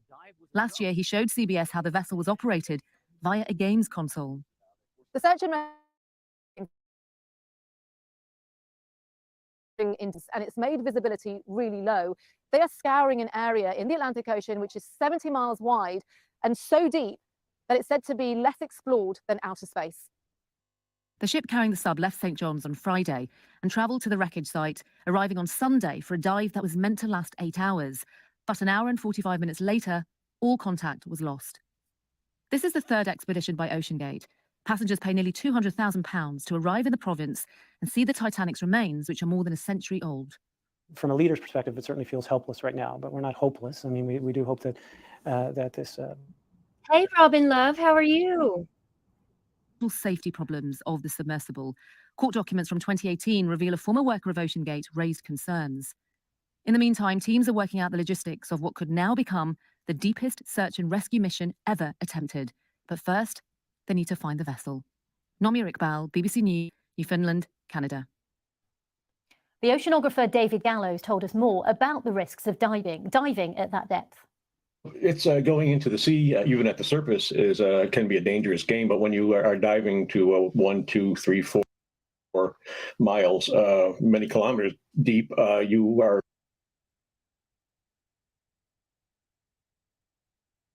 really in a very hostile environment. And so as best we do our best to protect ourselves from that with engineering and the like. But it just seemed obvious that at some point there's going to be some mistake because the ocean is very unforgiving. Even a tiny scratch in a viewport, we would replace that because the ocean will take advantage of that and crush the viewport. Very strong bits of metal bottles that we put equipment in. If there's a scratch on the outside of that, even if it's titanium, the ocean will crush it like an empty paper cup. So we just knew that at some point this was going to happen, and we've gotten decades into it without it happening. And you know, it happened now, it's happening. And I think we're all kind of stunned that it actually, what we predicted and what we knew, it has really come to pass right now. I do know that more likely than not, the search should begin at the place where it was last known to be, the last known position. We use that when we're looking for sunken aircraft and for ships as well, and that should probably be right over the Titanic site. It could be something as devastating as a catastrophic collapse of the hull of the sub. It could be they're just caught on something, whatever it is that you've got. Hey, Robin. Yeah, everything's pretty good with me. I was in a funk for a few days, but I'm good now. I am going to read. Y'all know I hate reading. I'm horrible at it. But this is...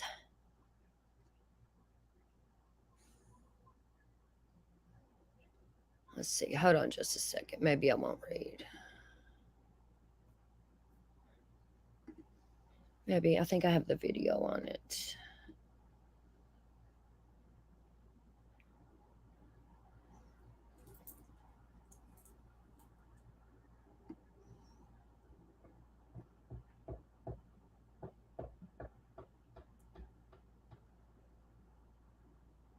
Just a second. Bear with me here.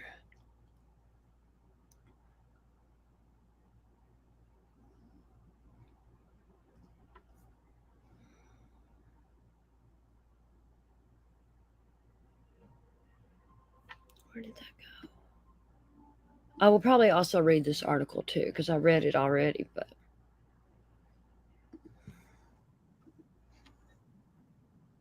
shit.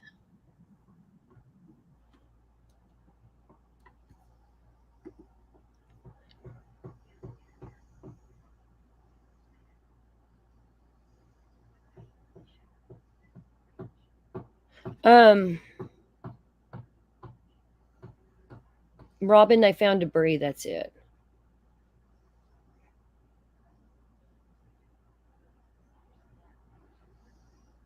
But I don't think they found any bodies or anything. But in my opinion, I believe those sea creatures down there, because there's sea creatures down there that we don't know about. I'm absolutely sure of that.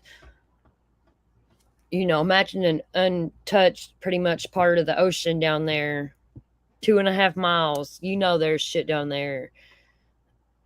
It's a graveyard, and it's still taking lives. Okay, I'm gonna watch this. This Stockton Rush, the owner, CEO, dude, inventor, has been sued.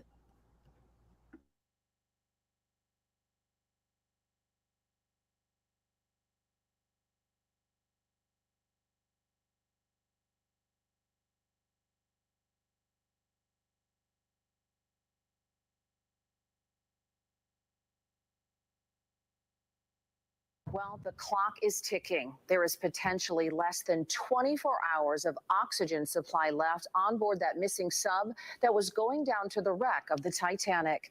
There is some new hope tonight, though, after banging sounds were heard coming from under the ocean. The U.S. Coast Guard and Canadian forces are deploying more crews to join the search in the Atlantic. Crews are combing an area 2 times the size of Connecticut to locate the Titan sub and its 5 passengers. The Unified Command team is working tirelessly to bring all available assets and expertise to bear as quickly as possible in response to this complex operation. Naval experts are analyzing data to try and figure out where those banging sounds are coming from. And tonight we're getting new insight on this mission from someone who traveled the ocean depths to see the Titanic wreckage. Yeah, we are also learning that a local couple sued that company that runs the submersible craft at one point. Fox 35's Connor Hansen joins us live in the studio with those details. So, Connor, that couple wanted to be a part of one of these expeditions. That's right, John. You might remember Mark and Sharon Hagel, the Winter Park couple who went to space recently on Blue Origin. It turns out they sued the CEO of OceanGate earlier this year, one of the 5 people on the company's missing submersible. Mark and Sharon Hagel might be best known for their work with children, but they're also known for their love of adventure, from all the way up in space to the bottom of the ocean floor. That's one thing on their bucket list that hasn't been checked off. According to this lawsuit, they plan to visit the wreckage of the Titanic on the same vessel that is now missing. In the suit, they claim the expedition was canceled 3 years in a row, at least one of the times for equipment failure. They paid more than $200,000 and were trying to get a refund. Trips to the bottom of the sea are inherently risky. All of the things that you think about that could go wrong, with all due respect, it fades away, I have to say, when you get down there. But it was worth it for Tampa native Michelle Turman, who was the youngest woman to ever dive the Titanic. She was on a Russian research vessel different from the now missing Titan submersible. Turman made the trip multiple times and describes the danger. Once that piece of refuge taps that hull, you implode in half a second. Your brain can't even register. So that's like the best case scenario. You don't even know what happened. Even after seeing a potential disaster unfold underwater this week, Turman says she'd go back. We go regardless of the risks. It's something that you reconcile within your soul. It's probably similar to an astronaut that goes into space. That lawsuit from the Hagels wasn't the only one against the company running the submersible. Back in 2018, a former employee claimed he was wrongfully terminated over safety concerns. Live in the studio, Connor Hansen, Fox 35 News. Connor, thank you. And many people are asking what it would take to pull off a rescue if the people are still alive in that sub. Well, experts say the strong currents are causing the search area to grow bigger by the hour. And that sub could be anywhere from the surface of the water all the way down to about 13,000 feet under the ocean. Despite the stress, it's likely the 5 people on board are trying to relax or even sleep to try and reduce using more air. In the last 2 hours, the U.S. Coast Guard's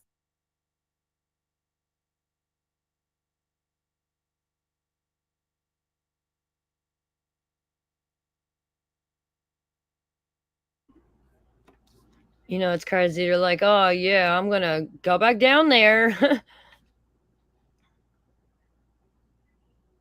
Yeah, I would never do that. I would love to see it, but no, I'm scared of water. I don't even go. I got ocean all around me, and I don't even go to the ocean. I go to not even knee deep. I am I'm scared of the critters, let alone going that far deep down. What the fuck? No. Nope. Not here, nada.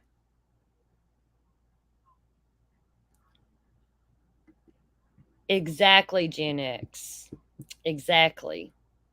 Gen X, you should dig into this a little bit too, and we can go live on your channel too about it. Because I'd love to be on panel and hear your thoughts. Tammy, hey, yo, hey, love.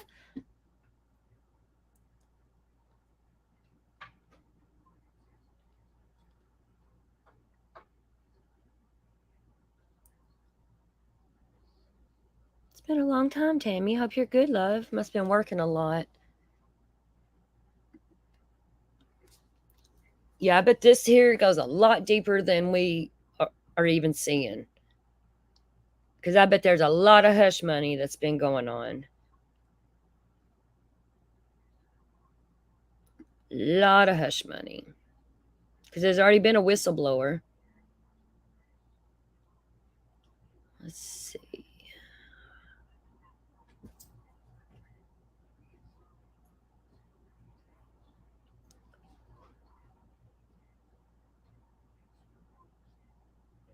Okay, here is, we're going to listen to, shit, one of the friends of one of the guys that was on board.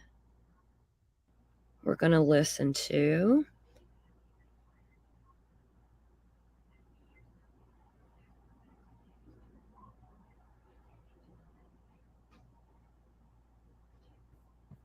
Try to get all this out there. That would be so awesome, Gen X. Allie would probably even come up with this.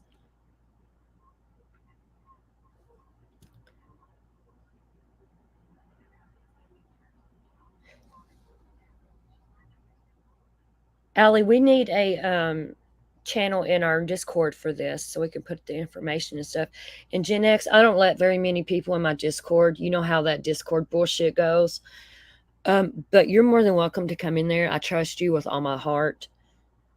And we can discuss this and stuff. And yeah, we can. I would love to hear your input on it, Gen X. And Allie's actually up on panel.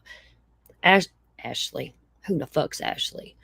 Allie is very intelligent too and smart. Just pieces, Tammy Ayo, I believe. Just pieces of it.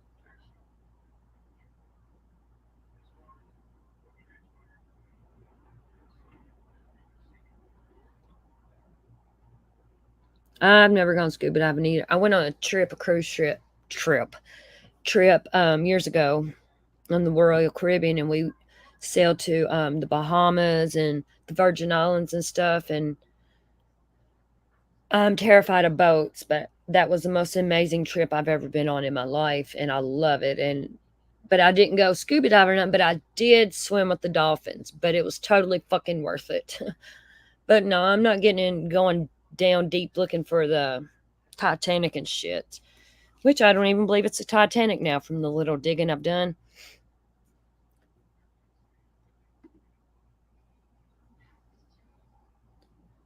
I was going to read this, but I'm going to post this link in chat. Gen X, you might be interested in this. It's about the, where he got sued, this guy. Y'all can read over it.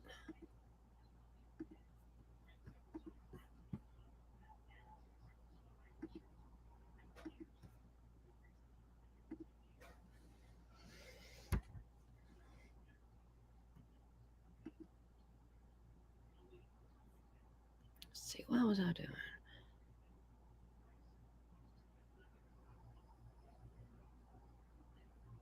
Okay, this is the friend of the billionaire that was on board. Was it Hammy or? I know Stockton Rush wasn't a billionaire, but I don't remember which one was the billionaire. I think it was Hammy Harding or whatever his name is.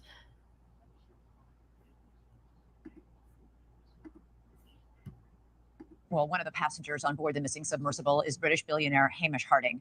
He's an avid explorer who had 3 Guinness World Records to his name, including the longest duration at full ocean depth by a crewed vessel. He was also one of 6 astronauts on board that Blue Origin mission to space last year. His longtime friend and fellow explorer, Colonel Terry Wirtz, says Hamish was well aware of the risks of this mission. Colonel Wirtz joins us now. I know Hamish texted you the day before the launch from the OceanGate mothership. What did he say?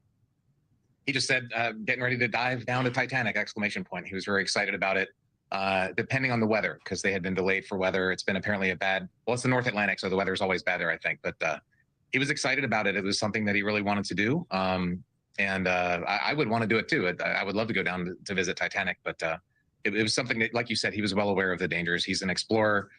He and I did I'm wearing my One More Orbits shirt. We did a flight around the world, setting a world record for aviation. So he was certainly aware of that. He had been even deeper in the ocean before. He went to the bottom of the Mariana Trench in the Pacific Ocean. It's the deepest trench on Earth. So this trip was by no means, a record-setting trip for him. How careful was Hamish in assessing the risks about all of these trips that he would take? Well, I can't speak for this trip. Actually, we didn't talk much about it. Before he went down to the bottom of the ocean, we talked a lot. I put him in touch with some Navy admirals and some former, deep sea folks that he talked with. Is this safe? How are they doing it? He did a lot of due diligence on that mission. Before we did one more orbit, we spent a lot of time what-ifing the mission. If we lose an engine, where can we divert to? If we lose cabin pressure, where can we divert to? Flying over Antarctica was particularly challenging. So I've been on several missions with Hamish. We talked a lot before we went up on the Jeff Bezos rocket. There's a picture of us on the one more orbit mission with his son. So yes, he's a smart man and very experienced explorer. But he probably didn't know all this stuff is coming to light. I think the name Ocean Gate is interesting. It sounds like Watergate or Partygate or something like that. This is not the time to talk about that. We can litigate things later. Yeah. We need to focus on hope, and there's still hope. There's hope until we haven't gotten bad news in terms of finding a wreck, finding wreckage or debris. And so until and if and when hopefully that doesn't happen, but if it does, we need to focus. A couple guests ago, he spoke about carbon dioxide and other problems, and the issue is not only oxygen, it's also CO2 in space. Carbon dioxide is a huge issue. That's one of our biggest problems. So there's been a lot of focus on the dwindling oxygen supply, and he's right and you're right. Just as deadly is the buildup of carbon dioxide, which people exhale when they breathe, building up in that tiny space with 5 people in there. Absolutely. But on my last space shuttle flight, we were on the space station, which is huge, and we all crammed into the space shuttle, which is a small area, about the size of that submarine with 6 people, and instantly the CO2 level spiked and we all got symptoms. When you breathe in too much CO2, your lips get tingly, your heart rate goes up, you start to sweat, you get a headache, you get confused, and everybody immediately started to get CO2 because there was all these people, and we had to add a CO2 scrubber. So the good news is about the temperature. Now, those poor folks are just freezing. It's almost literally freezing temperature. But the good news is your metabolic rate goes down. And so maybe the 96 hours is just a number. They don't know how much oxygen's left. They don't know what the CO2 levels are. That everybody has different metabolic rates. So there's definitely a big plus or minus on that number. So hopefully it's a plus. Well, I'm sure probably you're believing that if anybody could survive this, it would be Hamish, right? Well, it would be Hamish for sure. And the other the French captain sounds very experienced. The CEO of the company that built the sub is there, so they've got the right people there. But there's nothing they can do but wait for, but stay calm. Wait and stay calm. Don't Try and panic. keep the rating down. But there's an armada of ships going out there. There's C-130s and P-3s and Ps dropping sonobuoys and using radar to, if they surface, to use radar to find them on the surface. I think if they can be rescued, they will with this great team. Again, we're going to unpack what happened after the mission. But there's ROVs that are down there are very capable. Colonel, thank you so much for being here with us tonight to talk a little bit about Hamish and what it's like to be in these extreme circumstances. Thank you for watching. Go to News Nation now. It's just crazy. Gen X, I'm afraid of heights too. I'm terrified.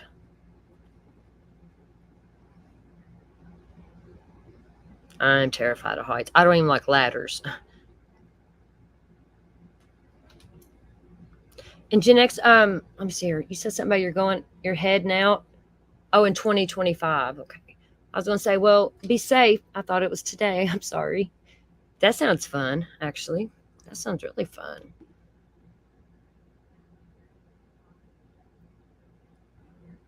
What was I going to show y'all here?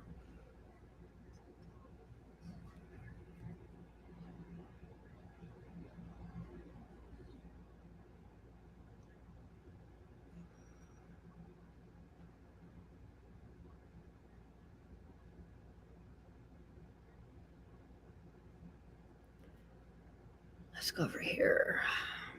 I want to show y'all. This is kind of a little lengthy video, but I will speed it up.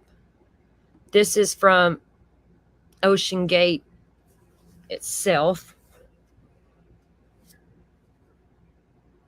But it's very interesting. I did watch this. Usually I don't watch stuff and I'll wait and watch it with you all. But I've been so caught up in this. And Gen X, if you're still here, anybody else, hold on here, I'll get the thing right now. I'm going to share this link to this. This is one of their channels.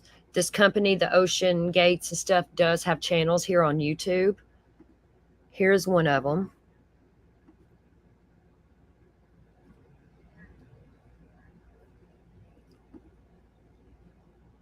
Where's the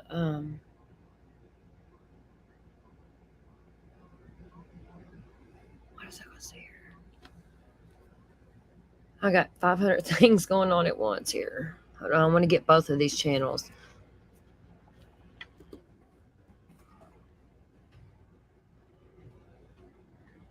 It has some interesting stuff on it.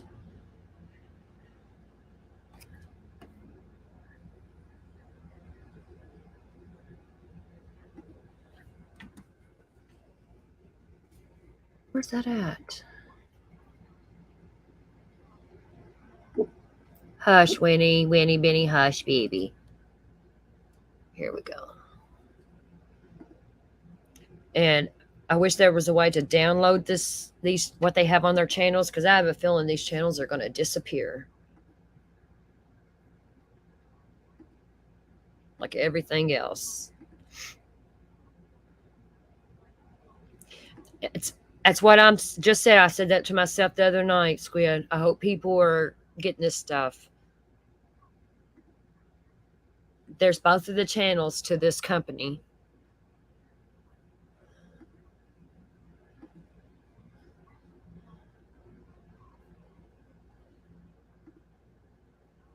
Okay, now this one here is a viewpoint to the Titanic. This is when the Titan was going down. This was 4 months ago.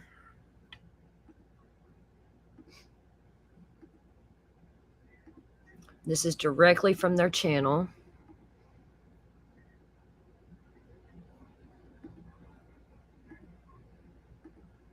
All right, let me speed it up a little bit. Just a little bit. Okay, let's see. Here we go.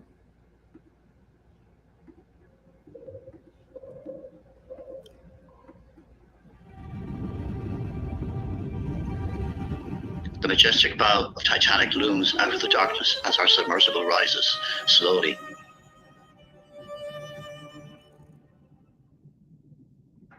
What looks like a large elephant trunk is in fact stalactite structures called rusticles. These are formed when iron-eating bacteria attacks the steel in sunken ships.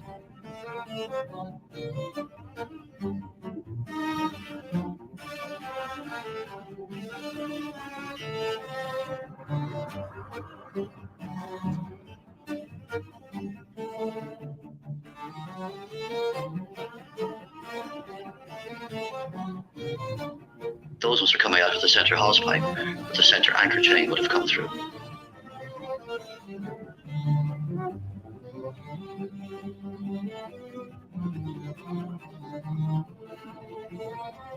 We're now approaching the forward railings at the very prow of the Titanic, and we can see more rusticles draped over those railings and a small little bamboo coral pointing forward.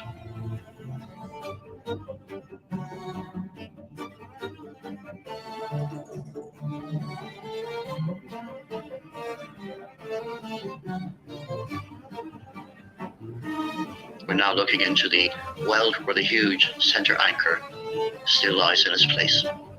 Just above it you can see the crane that would have lifted that out. Age is taking its toll on the shipwreck and the railings are starting to collapse outwards. Coming into view as we travel along the port or left side, we can see one of the anchor chains.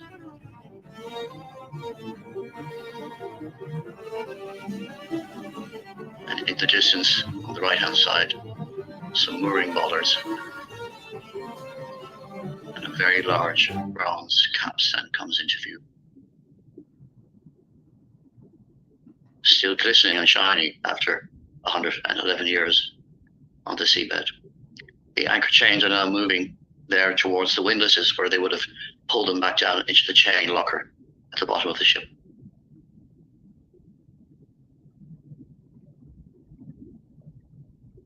A second bronze capstan comes into view, and on top of that is a memorial plaque. Okay, I'm going to stop this just a second. I want to show you all like the difference between a submarine and a submersible. I've got a few little facts here on it I would love to share with you all. Let me get this loaded here.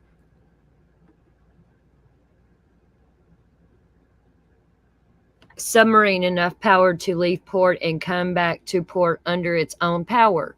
A submersible, limited power reserves, so it needs a mothership that can launch it and recover it. Okay, I just wanted to show you all that. Thank you.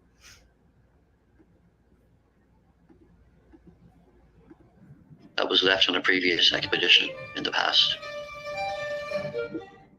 Over on the left-hand side, we can see the entrance into hold number 1. This whole deck area is known as the forecastle deck.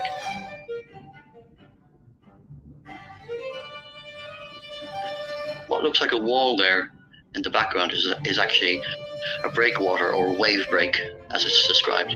This would have deflected large waves that were breaking over the bow of the ship and deflect them away to the sides.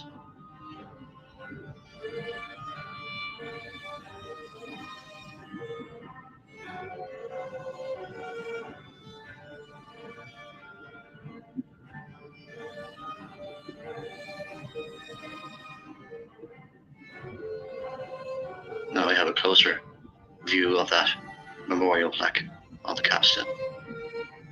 We're now making our way, passing number 1 hold, and just behind number 1 hold are the steam winches that would have been used to lift items and objects out of the holds.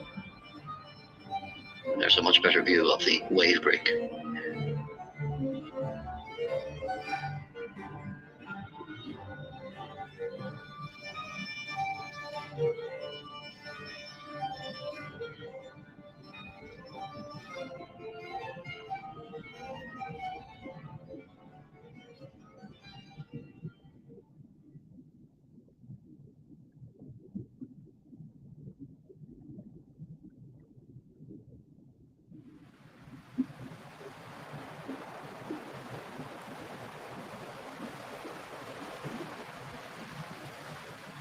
And now we approach the foremast or main mast of the ship, which is completely collapsed, lying across more steam winches.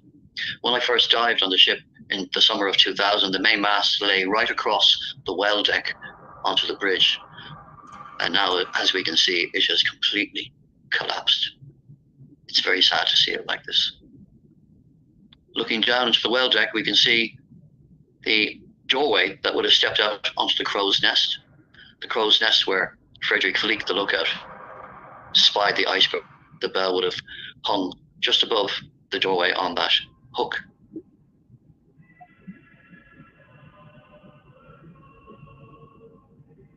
We're now traveling across the well deck. One of the electric cranes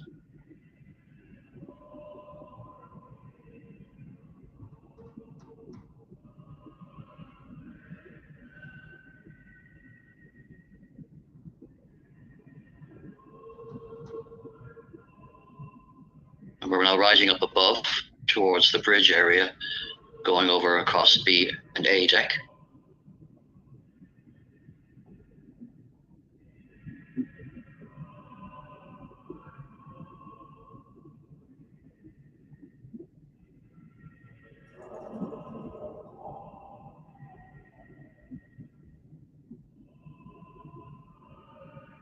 The whole area of the bridge on the Titanic was made out of timber and it got destroyed in the sinking. And all that is left in that whole area is the bronze telemotor. The telemotor was a pump that the main wheel was attached to. And when the wheel was turned, it helped the rudder change direction. This whole area is completely collapsed and destroyed. The memorial plaques go back over 20 years or more. The 3 on the left-hand side are actually ones that I left in my dives in 2000 and 2005. And they are from Ireland, they are from Belfast, and they are from Cove, Titanic's last port of call. Just there on the left-hand side, you can see a bent, shiny bar. That bar, we believe, is the remains of the linkage that brought the steering wheel connection to the forward steering wheel in the bridge. This great shot gives us a whole panoramic view of that area.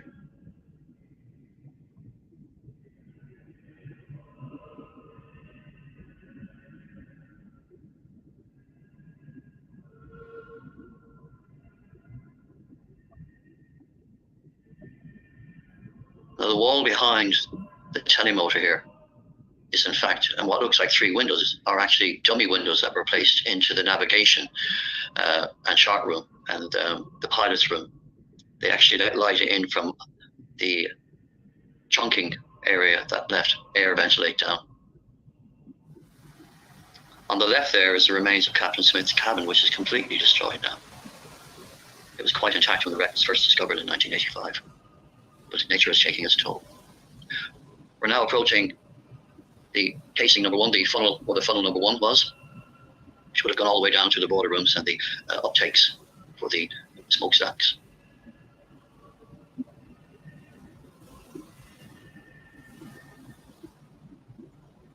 A water tank behind that looms into view, and again the remains of more ventilation trunks, or fan trunks as they were called.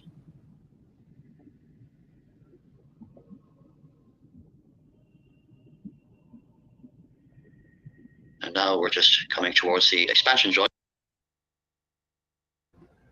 Okay, I got a question, because I'm kind of dumb to stuff like this in the ocean and stuff. Okay, now this footage here is from one of those excursions or exhibitions or whatever the frig they are, from this one that just imploded, the Ocean Gate Titan stuff. This is footage from one of those. So they have successfully went down there. Would going down there so many times, would it weaken like the walls of the vessel? Does that make sense what I'm trying to say? Like, would it weaken the strength of it to make it implode like it did? I hope that makes sense. I'm horrible at explaining, but because they had so many successful trips with this, and then this last one, it imploded. Something's not mathing up here.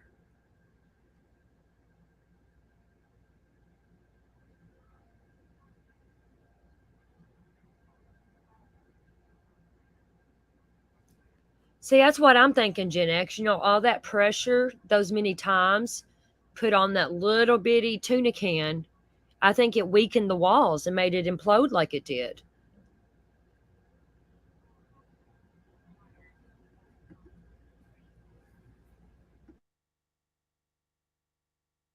Joint, and we can see the remains of skylights and holes in the roof there, and they led down into the Marconi room, where Jack Phillips and Harold Bride sent out their messages, their SOS messages of distress.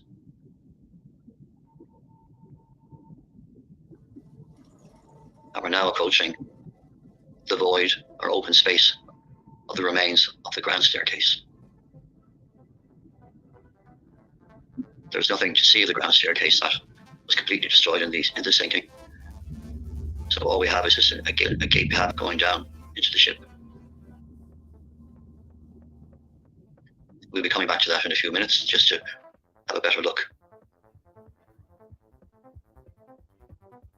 That small wall there on the right is actually the entrance to the grand staircase, first class entrance, which brought you into the grand staircase area.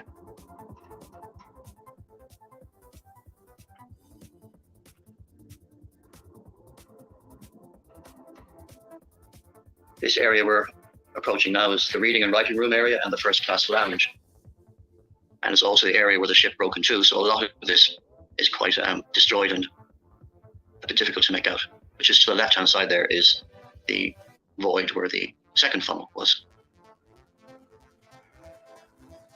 So beyond here, there's really nothing else except the collapsed decks going right down to the seabed. And now we're on the seabed, just near the broken area. And lots of unrecognizable pieces of the ship are all around us here. We're making our way back towards the section that broke off, where we will see some quite extraordinary sights. And that is of the boilers, the double-ended Scotch boilers that burnt the coal that raised the steam that drove the huge engines for Titanic. These boilers weighed around 90 tons each, and the image we're going to see now of them gives you a great overview Yes, they still are in position here where the ship broke. There they are there. You can just make out some of the doors where the coal would have been shoveled in by all those men who slaved for hours down in the bowels of the ship. Now we're back at the grand staircase, and if you look very carefully, you can see right down there 2 hanging chandeliers. Again, rising up here, we can see the remains of more ventilation trucks.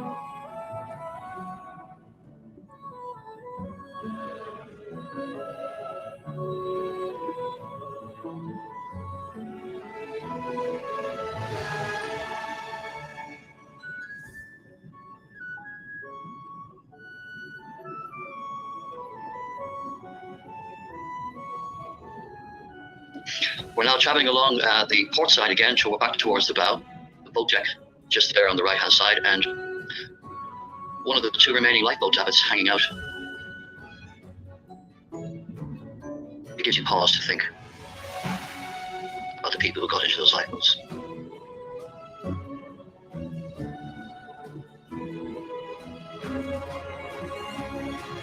Davit is just hanging in there in the darkness, reminding us of the great tragedy that occurred. Now we are approaching on the starboard or the right-hand side of the ship, looking at the cabin room windows on B deck. And all those white items and objects are actually bamboo coral. And as we get closer, we can have a very good look at those, and also have a very good look at the rust and more rusticles draped over those windows. If you look intently at the window on the left, you can just make out inside there some of the window fittings. The thrusters from the submersible are causing that dust. We can see some soft coral. There is a scuttle or a drainage area for water to pour off the side of the ship. And that's an interesting little gate there. You can see the hinge, 2 hinges top and bottom on the right-hand side. We're at the very forward end now here at B-Deck.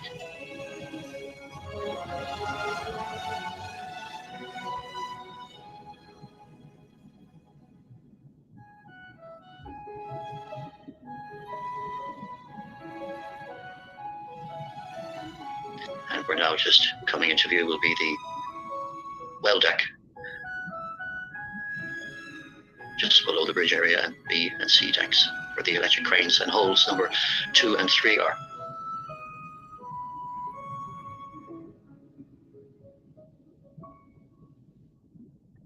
As our camera pans over that little curved area, we can get a good look at some of the estimated 3 million rivets that held all the ship together. In the background there is the other electric crane. We'll get a better view of it now in a moment.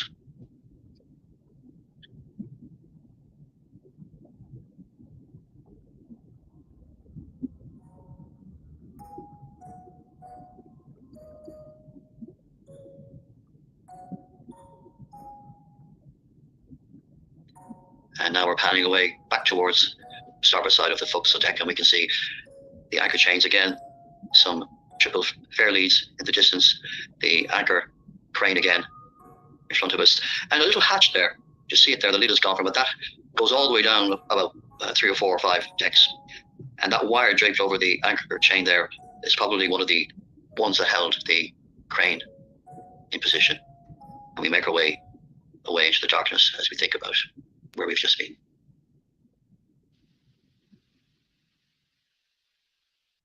You were on one of those subs. I watched the story you did for CBS this morning. I almost had a panic attack.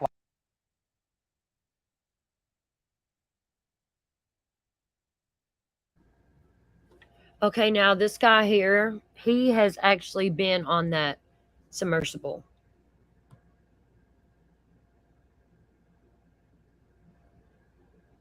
Look, yeah, I understand that because, like, some of you all know this, some of you don't. I used to travel with the Carnival. I've done it for 10 years.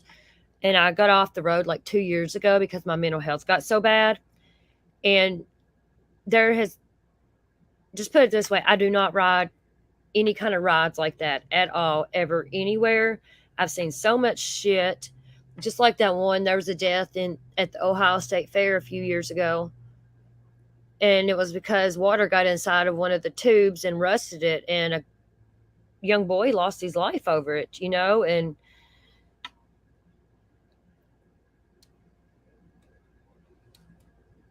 right, Gen X, the game control friggin', yeah. And they got parts from Camping World. Come on, man.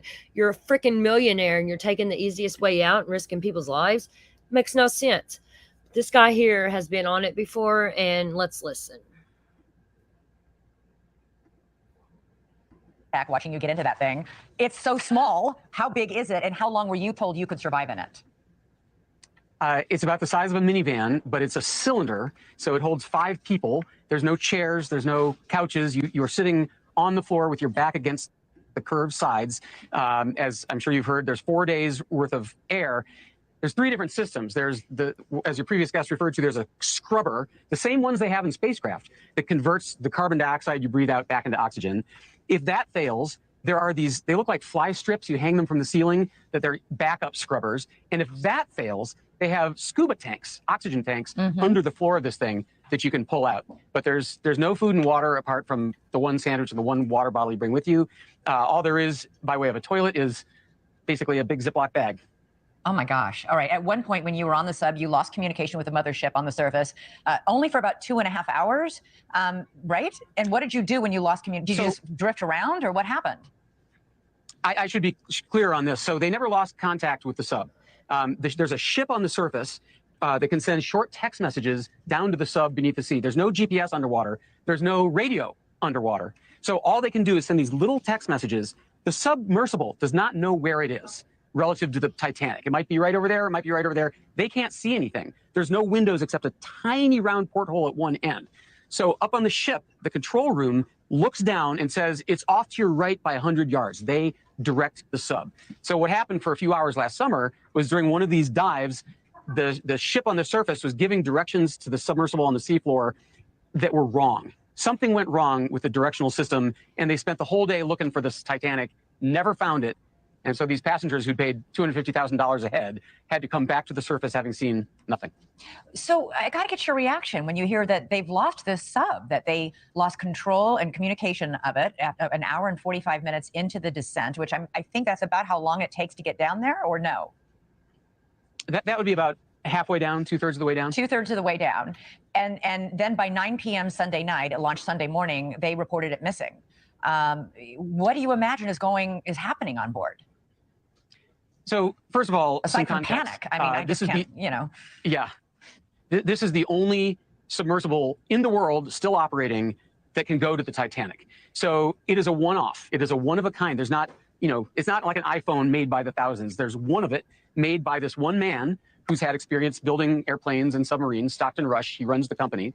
And so, going in that, it's not going to be Delta Airlines level safety. You sign a waiver. It says, these are all the different ways I could die. I mean, they outline it for you. So there's so many mechanical problems and weather delays. I mean, on my dive to the Titanic, we only got 37 feet down when there was a mechanical problem and we had to come back up to the surface. And that's typical. I mean, they take tourists out for a week at a time. And so far this summer, they've barely made it to the Titanic even once, even though during each week they have 5 potential days to dive. So you are well aware that there's an improvised quality, there's a dangerous quality, that it's something that is not made for consumers. Is there a way, you said there, is there a way to radio for help if you're on that sub? There's no way to radio for help. There's no, radio waves don't travel underwater.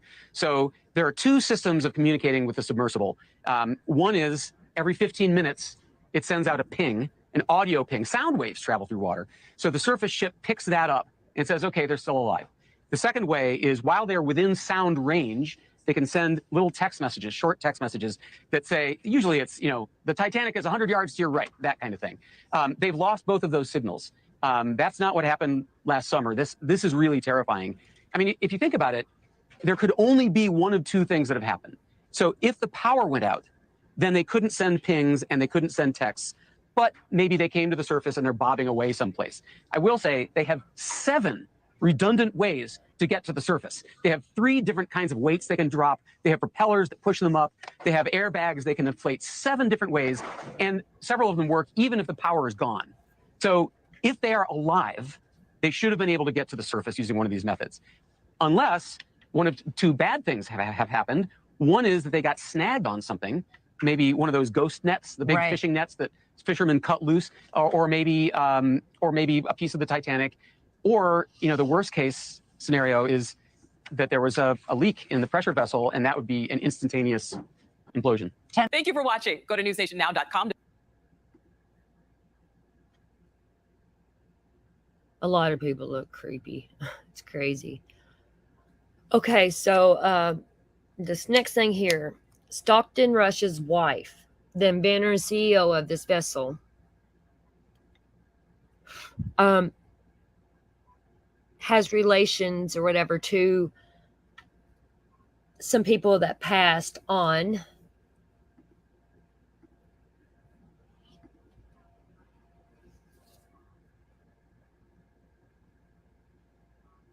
the Titanic.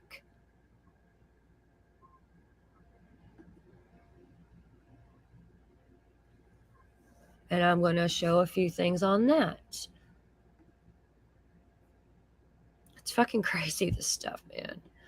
Her name is Wendy Rush.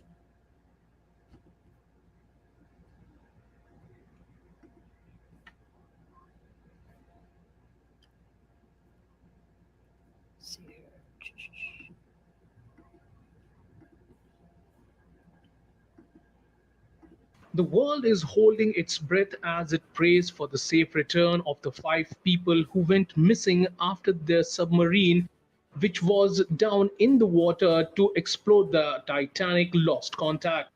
According to experts, there is just few hours worth of oxygen left in the underwater vehicle. Submarine Titan, which began its journey to the Titanic wreck site, situated at the depth of 12,500 feet in the Atlantic Ocean, lost contact after 2 hours on Sunday. The submarine is equipped with a 4-day emergency oxygen support. Rescuers have rushed more ships and vessels to the area where the Titan disappeared, hoping underwater sounds they detected for a second straight day might help narrow their search in an increasing urgent mission. Although the submarine was meant to take people closer to the iconic shipwreck, it also has a connection with the Titanic. Wendy Rush, the wife of the missing Titanic tourist submarine pilot, is a descendant of a US couple who died when the gigantic ship sank in the Atlantic Ocean in 1912. Wendy Rush is the great-great-granddaughter of retailing magnate Isidor Straus and his wife Ida, who were traveling as the first-class passengers on the Titanic when it hit an iceberg and sank in April of 1912. Strauss was born in 1845 and was the co-owner of the Macy's departmental store. In 1986, Wendy Rush married Stockton Rush, the CEO of Ocean Gate, the company which operates the Titanic tourist submersible that lost contact on Sunday. He was piloting the Titan, the vehicle that was taking the tourists to the Titanic, and has now lost contact. Subscribe to One India channel and never miss an update. The world is holding its breath as it prays for the safe return of the 5 people who went missing after their submarine, which was down in the water to explore the Titanic, lost contact. According to experts, there is just few hours worth of oxygen left in the underwater vehicle. Submarine Titan, which began its journey to the Titanic wreck site. Yeah, isn't that crazy, Gen X? There's another little thing I want to play here. I don't really care for this guy, but it popped up on my feed last night, and it's actually how I found out about this. Cinema Shogun. I don't like him because he's just a fucking douchebag, and he thinks he's better than everybody, and he judges people. But I am going to give him credit on this. So if you're watching, I shouldn't have probably called him all that, but just a little information on, let's see here, let me go back. I will give credit where it's due, though, you know. So here you go, Senna.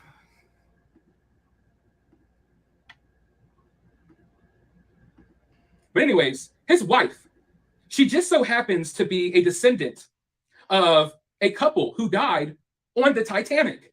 And I find that to be really weird. In fact, have you ever watched the Titanic movie?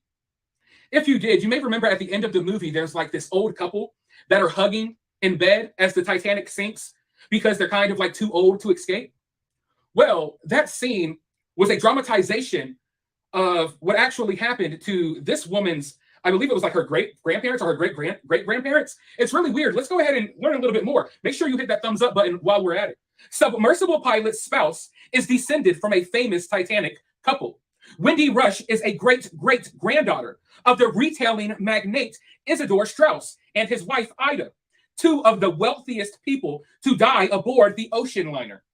Wendy Rush, the wife of Stockton Rush, the Ocean Gate chief executive who was piloting the submersible that disappeared Sunday during a dive to the Titanic wreckage, is a descendant of the two first-class passengers who died when the ocean liner sank in 1912, archival records show. Archival. Miss Rush is a great-granddaughter of the retailing magnate Isidore Straus and his wife Ida, two of the wealthiest people aboard the Titanic for its first voyage. Mr. Straus, born in 1880 or 1845, was a co-owner of Macy's department store. Mr. Rush, born Wendy Hollins Whale, married Mrs. Rush, born Wendy Hollins Whale, married Stockton Rush in 1986, according to a New York Times wedding announcement. Her LinkedIn page says that she has participated in 3 Ocean Gate expeditions to the Titanic wreckage in the last 2 years, that she serves as the company's communications director, and that she is a long-time board member of the company's charitable foundation. Mrs. Rush's ancestors on the Titanic are perhaps known for their tragic love story. Survivors of the disaster recalled seeing Isidore Straus refuse a seat on a lifeboat when women and children were still waiting to flee the sinking liner. Ida Straus, his wife of 4 decades, declared that she would not leave her husband, and the two were seen standing arm in arm on the Titanic's deck as the ship went down. A fictionalized version of the Straus' story was immortalized in pop culture by the director James Cameron, whose 1997 film about the disaster features a shot of an older couple embracing in bed as the waters rise around their cabin.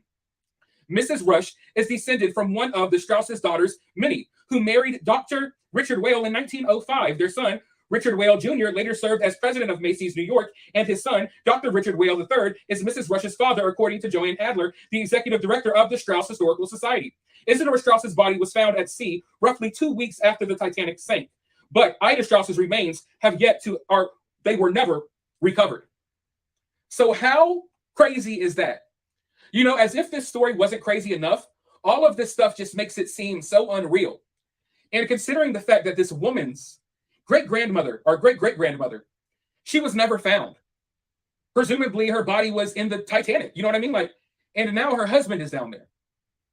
And if this story was not already bone-chilling enough, knowing that this woman, right now as we speak, she is standing on the ship, hoping and waiting that her husband is rescued, knowing that her great-great-grandmother and grandfather suffered almost the same fate as him. Maybe not as bad. Some may even say it was worse, but they died on the Titanic. And there's a huge possibility right now that her husband is going to die while exploring the wreckage of the Titanic.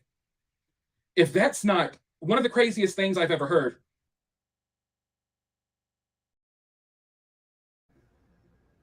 Yeah, Jan, isn't that crazy? I don't know. It's just, I feel like there is so much more to this.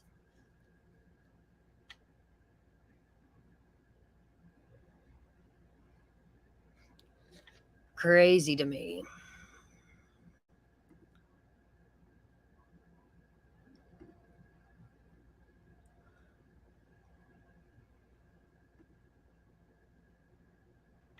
Did I not put the right link in there? No, I didn't, I don't think. Hold on, let me put, Shogun's link in here. I put the wrong one.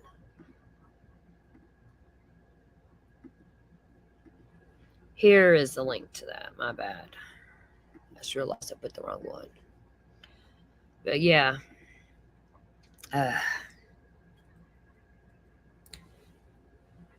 Crazy shit, man.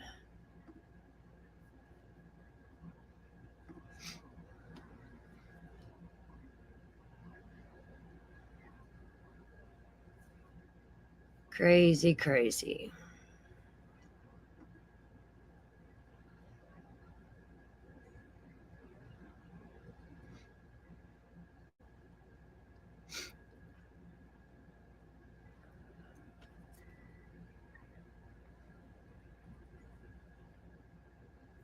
Okay, here's one more little thing I'm going to play.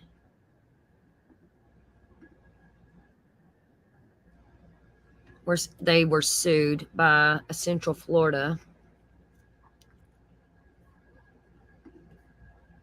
couple.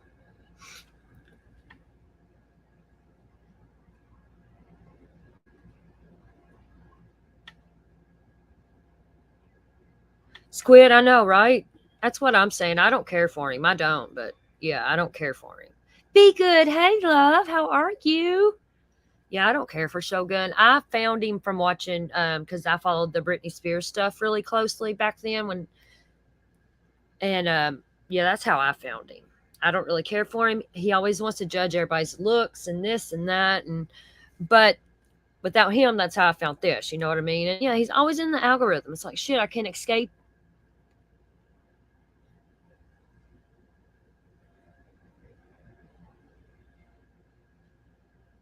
Yeah, I agree, Squid. He acts like he's better than everybody else, and he lives in a hotel room. Why do you live in a hotel room, dude?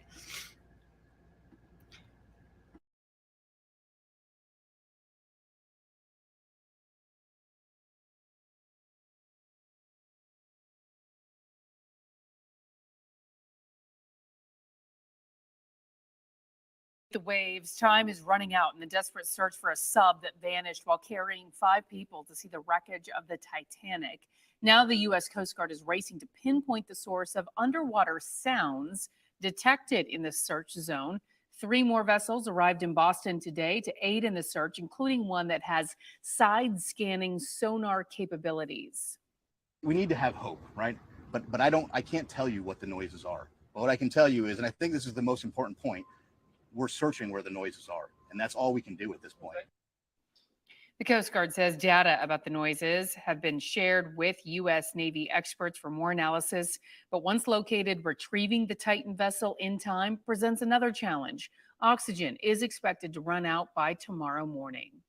The sub is owned by the company Ocean Gate. Tonight, we are digging into a lawsuit filed by a well-known local couple against the company's CEO. So the Hagels claim they were never refunded for a trip they paid for 6 years ago. News 6's Catherine Silver has the details. Our dreams came true last week. Known for their flight to space on board with Blue Origin, Mark and Sharon Hagel had hopes to visit the depths of the ocean too, before they say they paid in full for a voyage they never took. Court filings obtained by News 6 show the couple from Winter Park is now suing Ocean Gate's chief operator for fraud. The lawsuit states the Hagels first signed a contract in 2016, hoping to see the Titanic. The next year, they suspected Ocean Gate's vessel would not be ready for its initial dive. The Hagels claim Ocean Gate's founder, Stockton Rush, traveled to their home in Orange County, hoping to keep them invested in the expedition. They allege his false claims about the readiness of the submersible and the trip led them to pay more than $200,000 up front, and later their request for a refund. Okay, I heard that they have to pay a $10,000 deposit at first, and then I don't know, it's just money, money, money. Were refused. For the past 2 years, Ocean Gate has used the Titan to take tourists nearly 2.5 miles below the ocean's surface to see the shipwreck. In an interview with CBS Sunday Morning last year, Rush defended the safety of the sub. The pressure vessel is not MacGyver at all, because that's where we work with Boeing and NASA and the University of Washington. Everything else can fail. Your thrusters can go, your lights can go, you're still going to be safe. Rush is believed to be one of the 5 people on board the missing submersible. The Hagels filed their lawsuit in February, months before this expedition. I did reach out to them asking for comment, and we're waiting to hear back. Catherine Silver, Getting Results, News 6. What's up, a cinema show? God damn, and he pops up again. What the fuck? We can't escape him. Oh. And Zena, one of the guys took his son, so they paid $500,000. I mean, who in the fuck has $500,000? Just fucking crazy. I'm pretty good, be good. I know you've been working a lot, love. Yeah, I don't know what he does, Squid, but yeah. He's big time on Twitter, too. I got him blocked on Twitter. I don't like him because he made fun of people that I care about. He always wants to make fun of people's looks, you know, and I'm not, I'm totally against looks and body shaming. But come on, dude, you ain't got no room to talk about nobody.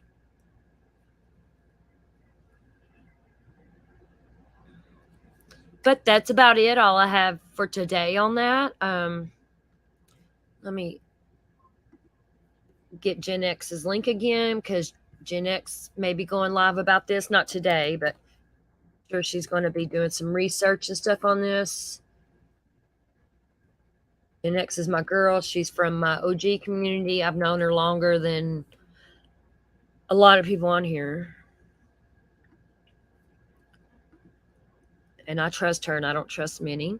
Let's see. Let me get her link one more time. Please sub up to her. Because if she does go live on this and stuff, I'm going to hop up on her panel and stuff. Because, I want to start paneling people I trust and stuff I know about. And Gen X is a good soul. Very good soul.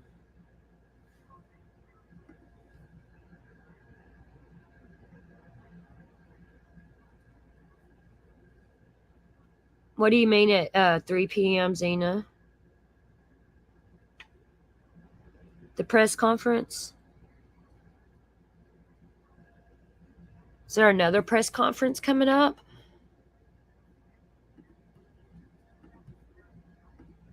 Because we just watched one earlier.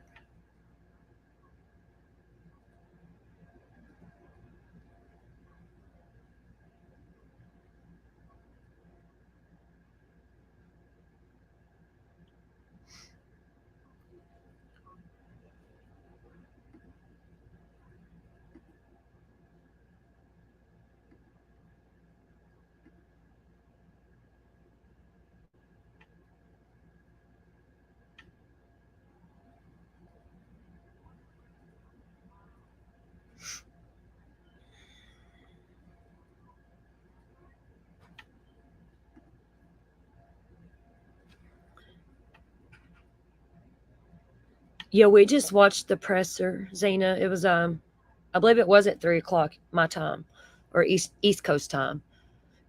If you go back closer to the beginning of this live, you'll see it.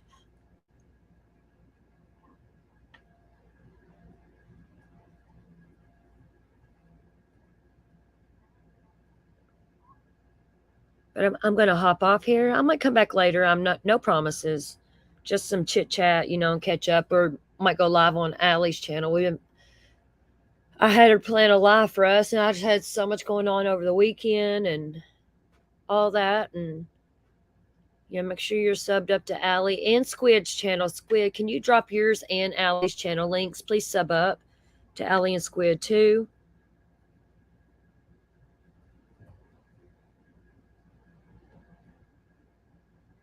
Yeah, Zena, you're fine, baby.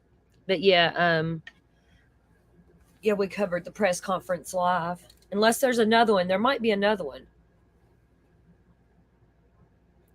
But it's at 3 p.m. Eastern time, East Coast time. I'm glad too, Thor. I haven't seen you around in a while. Which I haven't been going live. I haven't even really been on YouTube much. I've had so much going on in my real life. Work and everything else. Allie Boo, I love you. All right, but I will see you all later. Y'all have a good evening. Maybe we can chat later on Allie's channel or my channel or whatever we want to do. Or I want to help Allie get her channel going too. So we'll probably go over there if we chit chat later. I love you all. Thank you and have a good day.